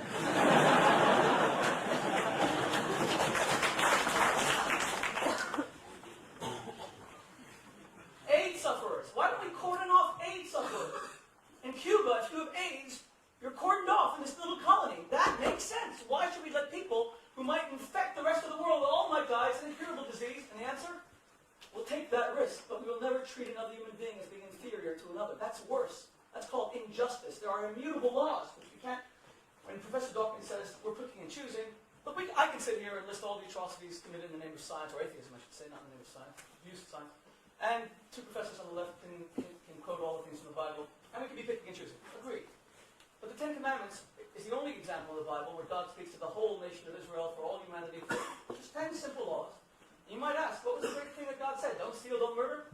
What was unique and novel about that experience was that God said don't murder, not the state. There are no loopholes. The British soldiers had a problem when they went into India. Indian women were burnt on the funeral pyres of their husbands. And the ethical question was, do we just speak about moral relativism? Do we speak about multiculturalism? This was the Indian cultural thing to do. Should they have intervened or not? That's why we need a universal code of morality that says, sorry, a woman should not die on her husband's funeral pyre. That's immoral. It's a sin. Life is precious.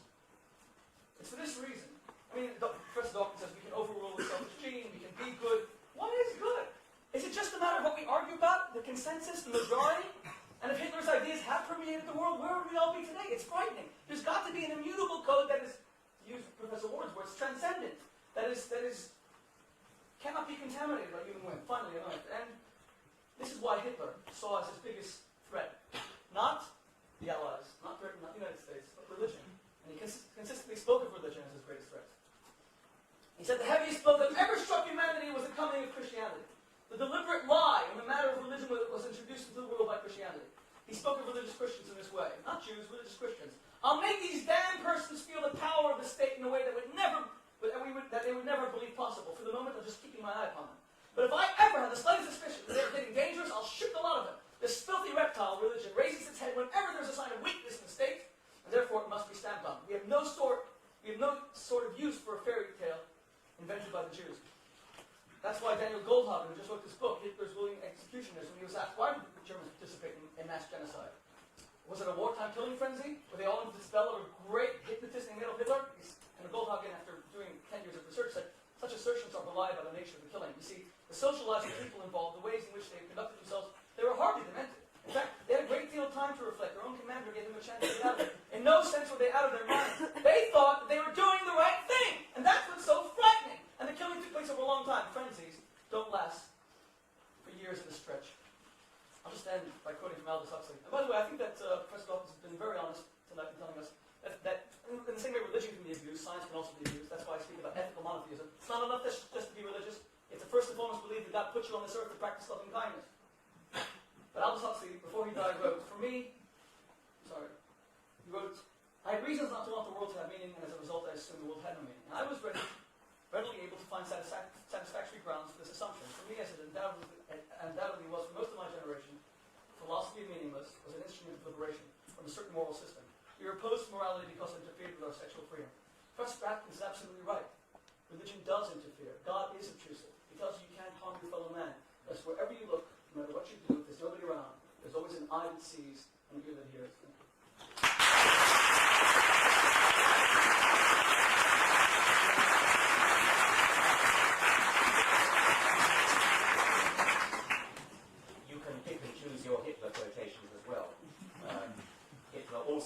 must have religious education. Religious education is necessary for the moral well-being of our children. Hitler changed his mind, and everybody changes their minds, except Rabbi Bertian believes in immutability. Now, Professor Ward is very happy to sweep away all of the primitive religion of Leviticus and similar books. And my problem with that, as I say, is how do you decide what to sweep away? But Shmuley is basing his case upon immutability. The immutability of the Ten Commandments is the only sure rock we have in a changing world. But I just note that contradiction and just simply reiterate the fact that God said an awful lot of other things as well as the Ten Commandments, and some of them were monstrous, others of them were very good, and we still come back to the point that you have to make your own choice which ones you choose and which ones you don't choose. Immutability won't do. You can find a biblical text to justify absolutely any horror you want. Keith Ward takes a more liberal view.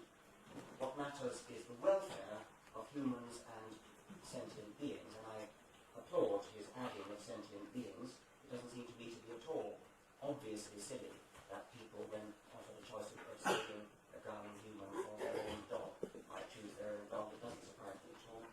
I have a lot of sympathy with that point of view. Only if you're talking about us, obviously. The point is that your own dog is something that you love for all of its life, and I think that is a different point of view. The alternative one, the one that you're tacitly relying upon when you say this, and the one that gets obviously a warm buzz of approval from the audience, because we are deeply, deeply speciesist society. We believe that there is something really special about Homo sapiens. We believe that there's Homo sapiens on the one hand, and all the other species on the other. And that may be right, but it needs justifying. It certainly is not a very evolutionary view.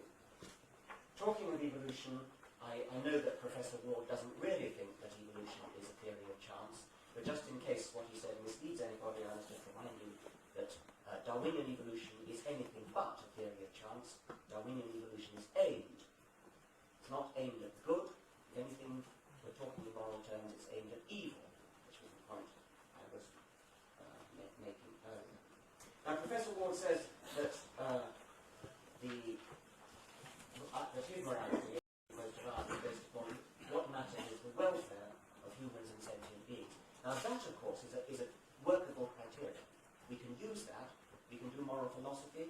We can do calculus of the kinds of things that we need to do in order to maximize the welfare of humans and sentient beings. You can do logic to discover when your beliefs contradict other beliefs, if both of them are attempting to aim at the same end of the welfare of humans and sentient beings. But he says, if you don't have God, there is nothing to make you follow this. You can set it up as an intellectual exercise in maximizing the welfare of humans and other sentient beings, but what is there to make you do it? Well, it's not that God threatens us. Oh no, God doesn't threaten us. It's not that. It's not the stick or the carrot that makes you do it. It is that the Spirit of God calls you to realize the values of beauty, compassion, wisdom, and happiness. Morality becomes learning more about God. Well, how do you learn more about God? Not by studying the Bible. I think we've adequately established that. You presumably learn more about God by thinking to yourself.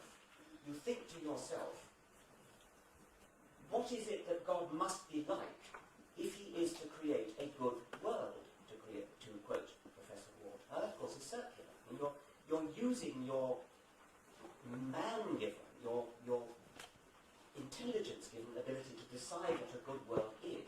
You're saying, well, if God's good, that's what he'd be after. And therefore, I am going to strive to do God's will by doing that thing. But of course, the input as to what is the good, the input that enables you to decide what's good and what's bad, comes from you. It comes, in other words, from exactly the same source as I'm advocating. It comes from your brain. We sit down together and we think.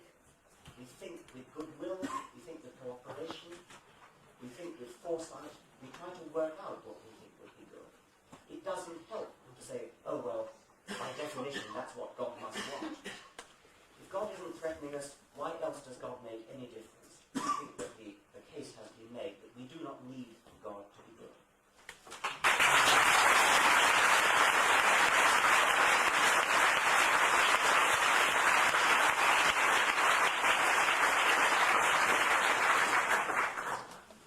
Well, you see, at times the convergence comes quite close and then disintegrates again as you look at it. But the convergence is that there is an agreement. I think the reflection and rationality do enter into the process. So it's not a matter of blind religious faith in a truly religious attitude to morality, which says we don't know that we've actually got this right. We are seeking to see what it is that is truly correct in morality. It's that notion of correctness which seems to me to make discovery a more apt metaphor than invention of the reflection is at work in both. Let me end by saying, when Professor Dawkins said we don't need God to be good, I just remembered the title of tonight's debate, Do We Need God to Be Good? And I think I would just say that to be good, I think, is to be fulfilled in one's humanity, which again I repeat is the image of divinity, and to be fulfilled in that humanity is to be fulfilled with compassion, with love, with creativity, with sensitivity. And I do not think that anybody, whether on this platform or on it, can achieve that fulfillment without God's active cooperation. And in that sense, I do not believe that we are good, though I do believe we are bourgeois on this platform. I believe that goodness actually does need, in its true instantiation of human flourishing, what we would call holiness. That needs God.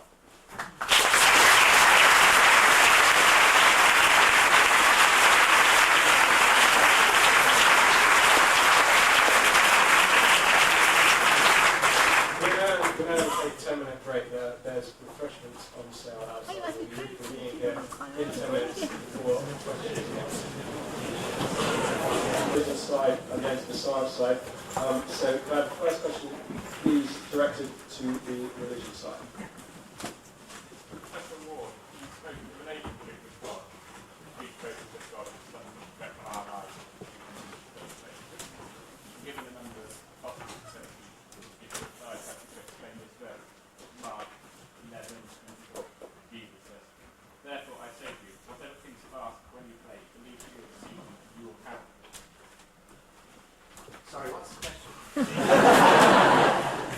says that whatever you ask when you pray, you will have it. How do you explain that in the light of all the prophecies of this century, that so many believers have died and have clearly faith has not been enough for them? Oh, right.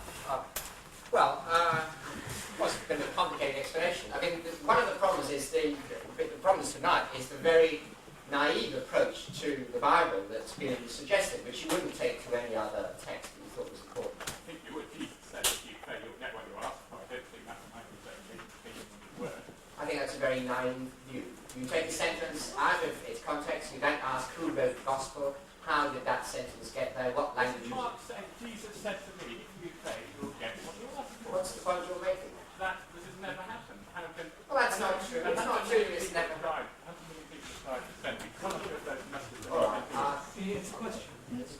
Look, the answer to the question would be, if you take the Gospels as a whole, and you look at all the things that Jesus is reported to have said, it becomes quite clear that in that context, Jesus is saying, those who ask in my name. And it becomes quite clear that what that means is those who ask in the spirit in which I pray at Gethsemane. If you take that into account, you get the answer to the question. We have a question to the science side, please. You talk about God and you try and constrain him in a natural sense. But if there is a God, isn't he supernatural? So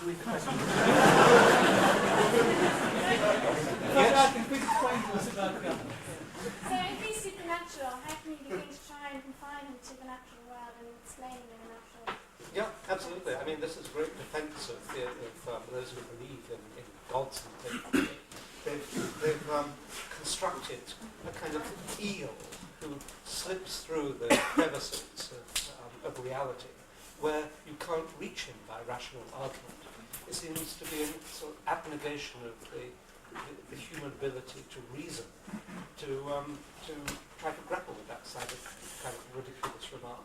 I mean, you're not making a ridiculous remark. You're just echoing the remarks that theologians and believers make. I'm not a theologian, but I've met the living God in the spirit of Jesus, and in my relationship with that, which cannot be constrained or confined in any way. I think it's most important, if you are determined to believe in God, and to go down that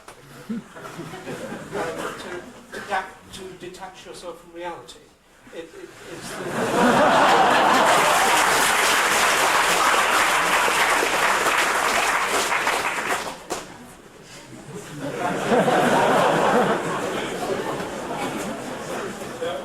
we're going to add a further rule to the question, which is that I should be able to understand it, and that goes for the other members of the great unwatched. So can we have a question for religion side, please? Well, it's actually a question for Professor Brock. Okay, we're looking for a question for religion side. Yes, for Professor Ward. You talk about discovering morality in the sense of discovering God in an abstract sense.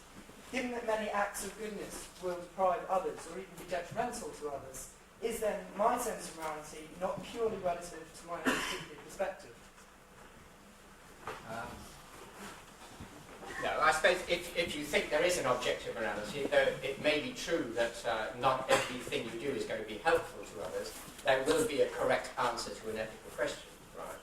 That correct answer will be often very complicated, but there's no reason for thinking that there isn't an answer to an ethical question. I mean, that's a fundamental ethical divide, isn't it? We people think there's no answer to the question, you just decide something, and that's it, that's all you have to do. And there are other people who think, well, there's an answer to this question. And then perhaps religious people might say, well, there's an answer, and they will divide. On some of them think the answer is pretty clear, and others will say it's not so clear. So the gradations are a lot bigger than this very black and white divide between religion and science, or God and no God. It's a continuum. But I think that where people who stress the discovery part of ethics are stressing that it's not something that, if you said the opposite, you wouldn't be wrong. Right? And that is a thing I think that my colleagues find very difficult to expand, that anybody does, really, who can't ground morality objectively in some standard rightness. Where if you said, this is a desk, you say, well, that's correct, anybody who disagrees is wrong. Right?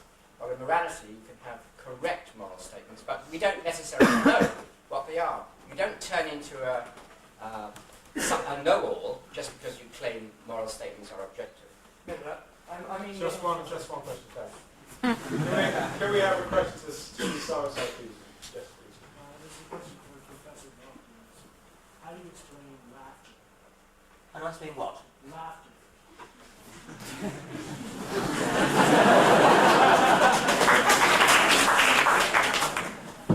There are many things that I can't explain. I genuinely, I think it's extremely important for scientists always to say when they can't explain things, which is, by the way, much of the time. In this particular case, I've lain awake nights worrying about that question. And it's one of many. I don't understand crying. I don't understand laughing. I don't understand. Well, smiling I possibly do, but no, I have no answer at all. Obviously, I'm committed to the view that there has to be an explanation, because it's something that we spend such a great deal of our time doing. It's energy consuming, it's dangerous, because it's very serious. It's the kind of thing which, in the wild state, would be extremely dangerous because it would summon predators. I'm not being funny.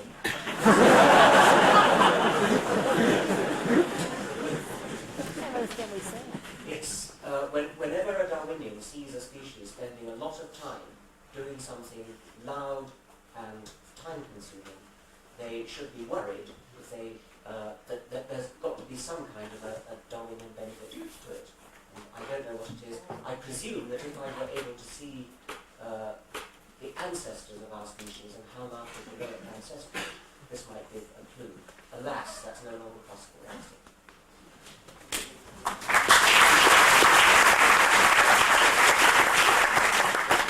Questions to the religious side, please. Yes. Hello, this is for Rabbi Shmuley, if I call you that. How would you explain laughter?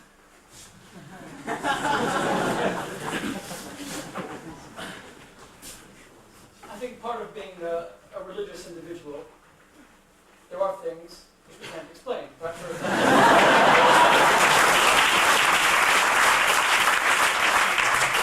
I would even argue that the more we try to explain those things which are ineffable, inexplicable, and wondrous, such as laughter. Laughter is the ability for people not to take themselves seriously.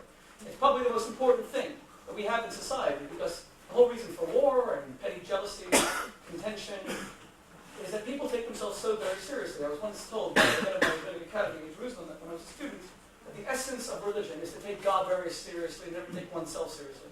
And the ability to laugh at oneself, especially, to be self-deprecating. We can't explain love. I'm not a scientist, and if I'm incorrect, I hope that Professor Dawkins and Professor Atkins will please correct me, but from everything I've read about love, we can explain the procreative urge, but we can't explain the nature of love. This idea of bonding even after copulation, feeling this emotion which generates an emotion. And on the contrary, I think if we were able to explain it, it would reduce it. And to an extent, that's one of the problems with scientific reductionism. We try to reduce everything to some nice little packaged explanation, thereby reducing human dignity in the process.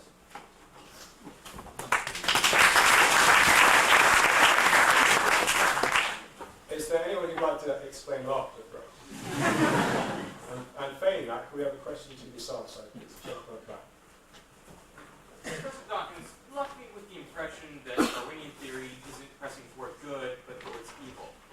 What are your thoughts on why we shouldn't choose to become Machiavellian princes? Why should we choose good instead of evil? Evil is our nature.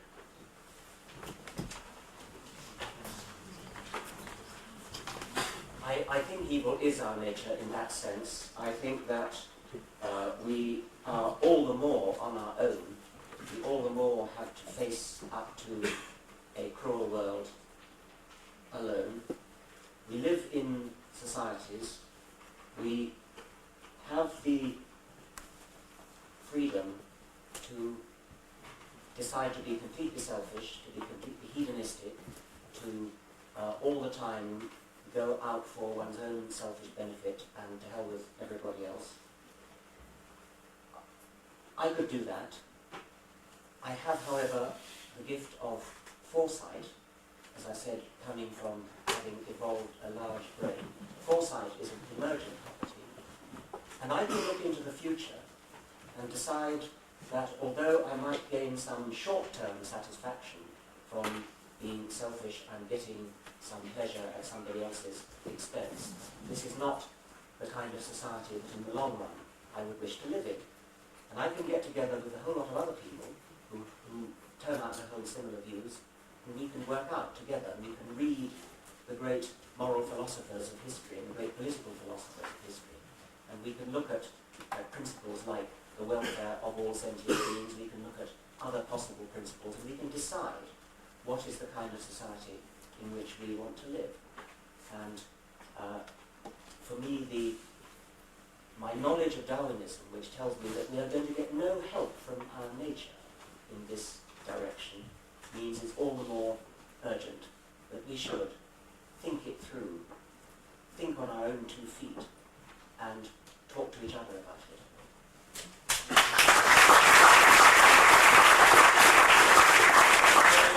A question for the religious side, please. To both the Judaic and the Christian Plato says, in the laws, Plato says that apart from sodomy, which is condemned anyway, and then he describes other things which are condemned. Because in both the Judaic and the Christian tradition, it is condemned. I'm asking, apart from the fact that it doesn't lead to procreation, do you have any other reasons to offer? against sodomy? The question is, do either the religious speakers have a reason for the biblical prohibition of homosexual relations? Not sodomy in general. Sodomy in general, you've got like little diagrams to show. I knew this was going to get interesting sometime. Firstly, sodomy in the Bible cannot be heterosexual. It comes from this famous story of Sodom and Gomorrah, which Professor Dawkins quoted earlier. Professor Dawkins clearly is a great biblical scholar. And, where the men wanted to know the guests, let us know them. The word knowledge in the Bible is always carnal knowledge. So, firstly, I utterly reject those religionists who seize upon homosexuality as an abomination, to ridicule, ostracize, deplore homosexuals as if they're sick, or as if, because the word, yes, the Bible does say, that sodomy, just one second. Could you focus on the act itself without, let's say even in the I can't focus on the act. let's say even in the heterosexual context, let's say, as in others. I mean, the Athenians said that they used to treat women as men. I will address it. And they meant this. I think a lot of people, I was going to say, a lot of people say that the Bible calls it an abomination, which it does. But the Bible also says that jealousy is an abomination. The Bible says that bearing false witness is an abomination. The Bible says eating shellfish is an abomination. Jews don't eat shellfish, but the Jewish community doesn't treat people who eat lobster the way some people treat homosexuals, including some people in the Jewish community, which I find repugnant. I think that homosexuality, we describe our religionists as a crime against nature, is absolutely silly when they cite how human anatomy seems to support heterosexual relations when, let's face it, 90% of the healthy heterosexual relationship, sexual relationship in a heterosexual union is rarely just about copulation. Who would say that kissing is natural? Is that what the mouth was created for? Who would say that masturbation is natural? Is that what the hands were created for? No comment from up there. So to me, I am loath to posit strictly rational explanations for the prohibition of homosexuality. Aside from saying that in the same way that God prohibits to a religious Jew eating a cheeseburger, mixing milk and meat, God also prohibits homosexuality. It's not that homosexuality is more natural. In fact, David Greenberg shows in his famous book, The Construction of Homosexuality, that it was as common and as rampant throughout history as heterosexuality, especially in ancient Greece. They said about Caesar, he was every woman's man and every man's woman. One of the 2 or 3 most famous men in history. But so I'm loath to give a reason. There are reasons given in Judaism. Okay? I will tell you, however, that in the Jewish community we have a particular problem in that there's as an ethnic minority, we have the largest number of homosexuals in the Jewish community than any other community. And this is causing a problem here in Britain because there aren't enough Jewish men for women that specifically want to marry within the community. There are about 10 Jews. It's a serious problem. But that's not, I wouldn't even offer that as a reason. Okay? But I will tell you, if you are going to ask if God has a right to mandate or legislate sexual mores, then I will tell you that I'm sure the professors will tell us as well. Monogamy, especially for a male, is completely unnatural. This book, The Moral Animal by Robert White, which was a university acclaim, was all about. The male seeks the widest possible distribution of its gene pool. And most people still believe in marriage, even though it's a highly unnatural institution. Marriage is completely unnatural. And finally, on your question, that's why I think if you are going to vote in favor of the motion tonight, you have to focus on this. The question is not whether science can choose values, whether you can be a good person and not believe in God. The question is, everything that we hold dear in society today, which defines goodness, would man's logical, rational faculties have come up with those things? Would we have said that peace is better than war? Would we have said that the Bible says that forgiving people is better than taking revenge? Would we have said that God created man and woman together? It does also say he created Eve from a rib. In fact, that's the famous story of rib, that Eve was one day running her hands against Adam's chest. She felt them. The rib was twisted. She said, "Okay, I want you to own up and tell me about the other woman." I think what you really, the late reaction says, I think what you really have to focus on tonight is, yes, there are problems with homosexuality. In the same way, I thank my scientific colleagues for being very honest tonight. There are problems in the religious community, absolutely. We want a humane Judaism, Christianity, Islam, Hinduism, but The real question is, what we define as goodness, would the mind have invented these of their own accord? I still have not heard a single shred of evidence or proof or argument from the scientific side saying that we would have come up with altruism as a result of the logical mind. I know that Richard Dawkins wrote a whole book about it, but did far better than any of my books, in orders of millions. So,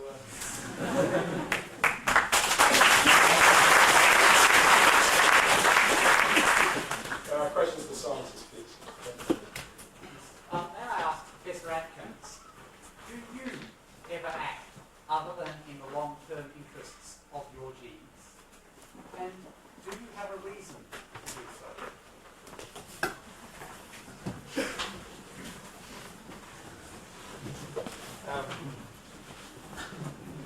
Since I intend to have no more children, yes. I do act independent of the long-term future of my genes. What was the second one? What? Well, I've got to fill in life somehow.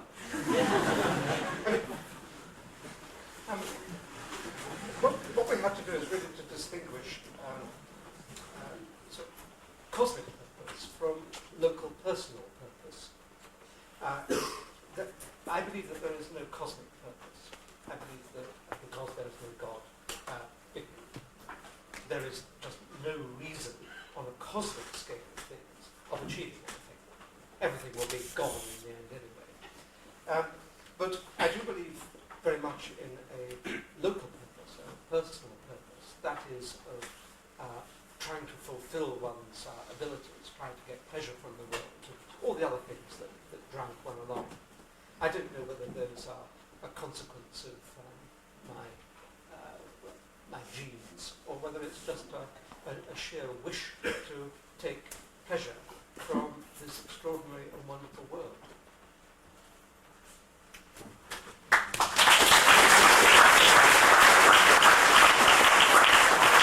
Any questions for the original side? The lady at the back. I'd like to ask the first one. With all the possibilities in the world, who can we trust to interpret God's vision, and how do we know we can trust them? Did everyone hear that question? No. The question is, with all the different religions in the world, who can we trust to interpret God's wishes, and how do we know?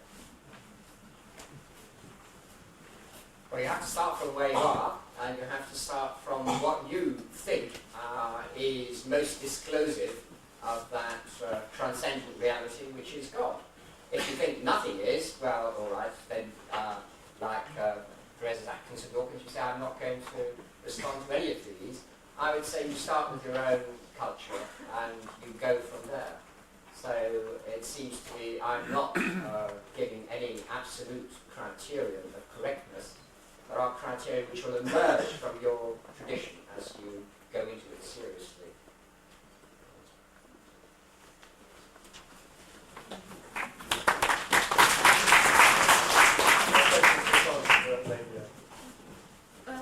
Professor Dawkins, you say that you hold Darwin's theory as truth, and even open the selfish gene was the comment that before Darwin, all answers to the question, what is the meaning of life, were just plain wrong.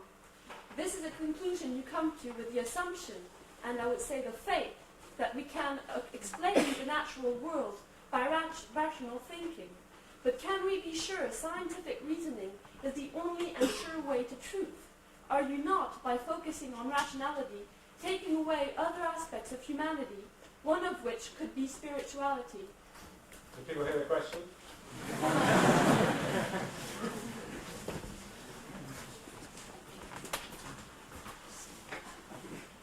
Scientific rationality works. If you act upon it, if you test predictions and they come out right, you have some reason to believe that the theory will come out right again. If you take your theory and you make instruments or engines or machines that are based upon those principles, they work.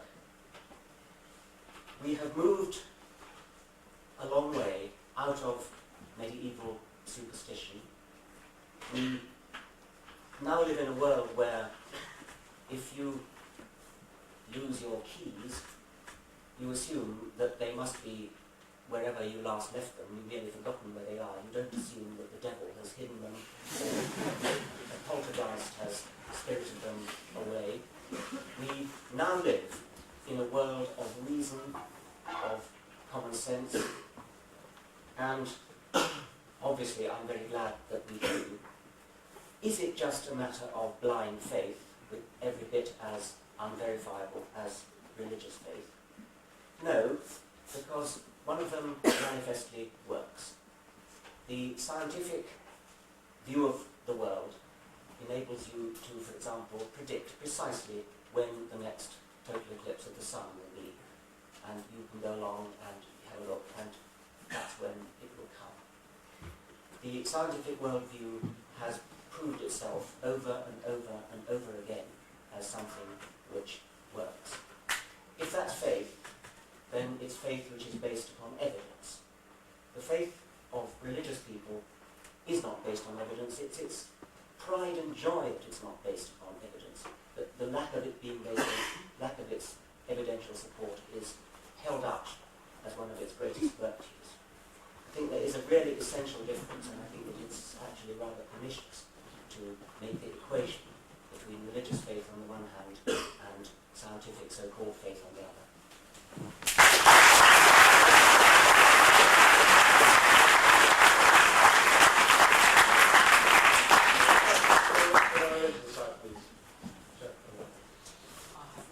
Rabbi Shmuley. In one rhetorical flourish, you somehow quoted Hitler with scientific rationalism, a very flimsy and eugenics, i.e. that if someone is terribly handicapped, it should be allowed to do so on. We can bypass that altogether, because Hitler also wanted to exterminate homosexuals, who might have been financially self-supporting, who were unlikely to breed. He was doing that entirely on moral grounds. And I'd just like to point out that you indicated exactly the same kind of moral prejudgment in another flourish of yours, where you talked about people sandpapering and squirtings and that.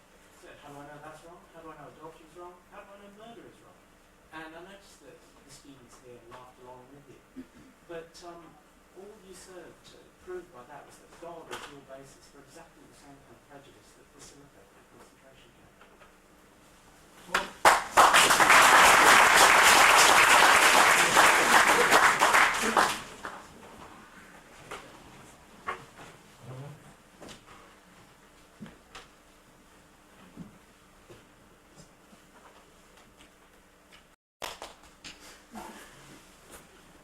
I always find it difficult to respond to questions where people can use the greatest people that ever stalked the earth, 6 million innocent victims up through the crematorium, and equate it with judging people's lifestyles. I don't judge people. I'm not in a position to judge people. I'm not better than anyone. I know my own faults. But of course I have a moral system by which I live. Are we better off in a society that has no rules? Isn't that what Francis Lawrence argued against? Just a second. What I said was that mutilation of the body, from a religious perspective, is a sin. We are custodians of our body. It does not belong to us. Every secular, just a second, let me respond again. Every secular Western democracy will not allow you to commit suicide. It's not your life, even if you want to. If you try to jump off the Brooklyn Bridge, you'll be arrested by the New York police. Now, you might call America a very oppressive society as a result of that. All I said was that in the same way that each and every one of us has a code where we say this is unacceptable, every one of us, unless you tell me that everything goes so long as you never hurt someone, which is one way of looking at the world. But every single one of us has a code. So, for example, if a man never will cheat on his wife, and she will never know, is it therefore not wrong? No one's been hurt. I think 90% of secularists would say that's still wrong. So even they have a code by which they live. The question tonight is, who defines that code? Is it a popular consensus? With Hitler, it would have been a popular consensus had he won the war, and he would have overturned what we call the Judeo-Christian ethic of Western morality, upon which Western morality is built. But all I say to you is, if you say to me, I have no right to judge people's actions, then who does? And if it's no one, then who's going to stop the rotten deterioration of society that virtually everyone is crying out for today? Students might not, because students aren't raising children. But those of us who are raising children, who want to ensure that they're not affected, Francis Lawrence got up and said yesterday, not only should society be concerned concerned with what, let's say, two people do in the privacy of their own bedroom. She said we should be concerned with what one little child watches on TV in the privacy of his own bedroom. And I didn't see everyone condemning her as medieval and superstitious and backward. On the contrary, we know from Gibbon's book, The Decline and Fall of the Roman Empire, that towards the end of Rome, what we saw, there were women in the streets, men as well, that were copulating with animals and all kinds of things in public, and in private and public, but in public especially. Just a second. The question is, at what point do you say that society needs some sort of rule? And I'm not going to sit here and feel bad or be apologetic. I don't judge people, but of course we judge people's actions. I don't judge people because I don't know where they're coming from. There's a teaching in Judaism, you never judge a man until you're in his shoes. But to judge the action, of course. I could be very sympathetic to the murderer. Maybe there were reasons he was raised, I don't know. But I have to condemn murder. What no one's done tonight, except for me and Professor Ward, in saying that God, as creator of mankind, if it does exist, has a right to define how we best maximize human potential. What we haven't heard today is, what is the alternative to God? Can you be good without God? Perhaps not. But if you're going to vote that you can be good without God, how? Who says what's good? Without God, all there is personal preference. It's what's good for you and good for me. And no two tastes are alike, and therefore no two moral systems will ever be alike as well.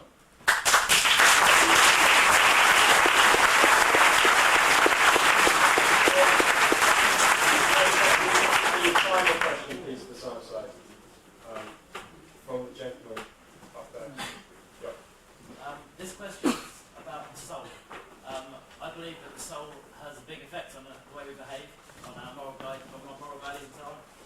But I presume the Darwinian theory doesn't include the soul anywhere.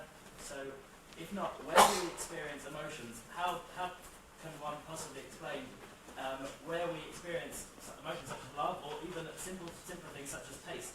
Where do I taste something if there's no soul anywhere? Something external to the physical response.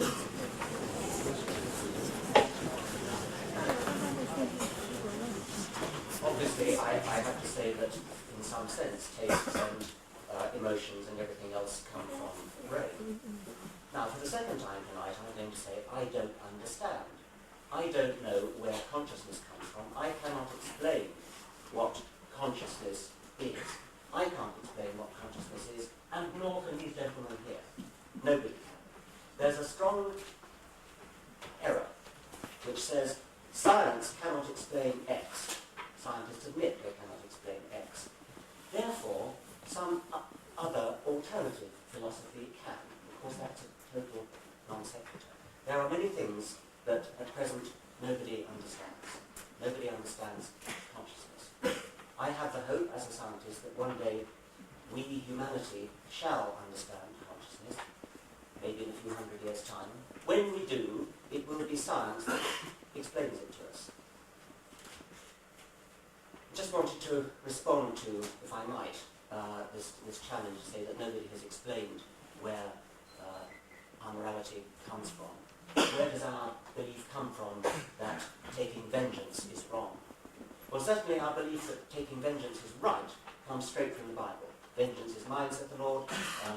The Lord is entitled to take vengeance even if nobody else is, but the Lord was constantly encouraging other people to take vengeance. Now, we're told that's all old-fashioned stuff, that nowadays we've moved on from that. And of course nowadays we've moved on from that, except for the point Shmuley made about the vital need for immutability, because otherwise where do you know where your morality is coming from?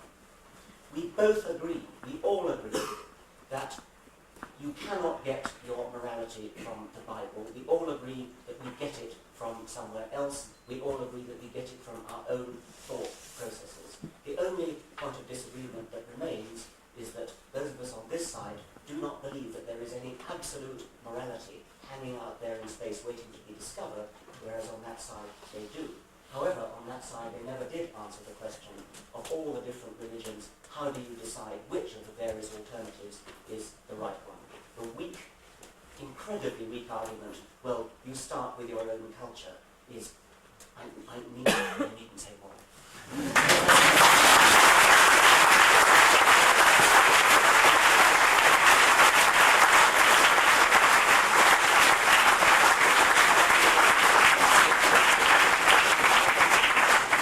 Before we come to the vote, I'd just like very quickly to tell you what's going on in the High Society over the next couple of weeks. We have another debate on November 11th, which is, must marriage end in mental and sexual boredom? That will be featuring Rabbi Marcel Dargy-Smith, who's a former editor of Cosmopolitan, now has her own TV programme apparently, and Lucy Stone, who is the nation's leading divorce lawyer. We also have tomorrow night, we continue our series, which is the Giants of Jewish History. Rabbi will be talking about Maimonides. That's at 7:30 at the Home Service tomorrow.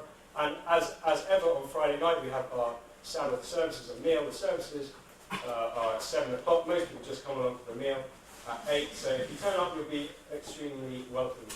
Now we come to the crux of the evening, which is the vote. The motion before this House is, can we be good without God? So all those who think we can be good without God, please raise your hands. 5.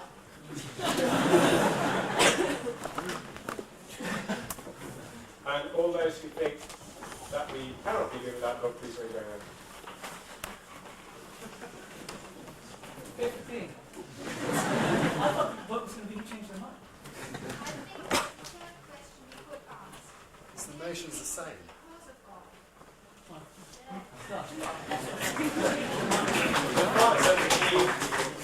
The final question is, has anyone changed their minds? Has anyone here changed their mind from the science perspective to the religion one? 3 people? 4 people? 5 people? Like an auction, 6 people? Going once? We could, Deborah. 6 people. Okay, has anyone changed their mind from the religion side to the science side? 1, 2, 3, 4. Please raise your hand.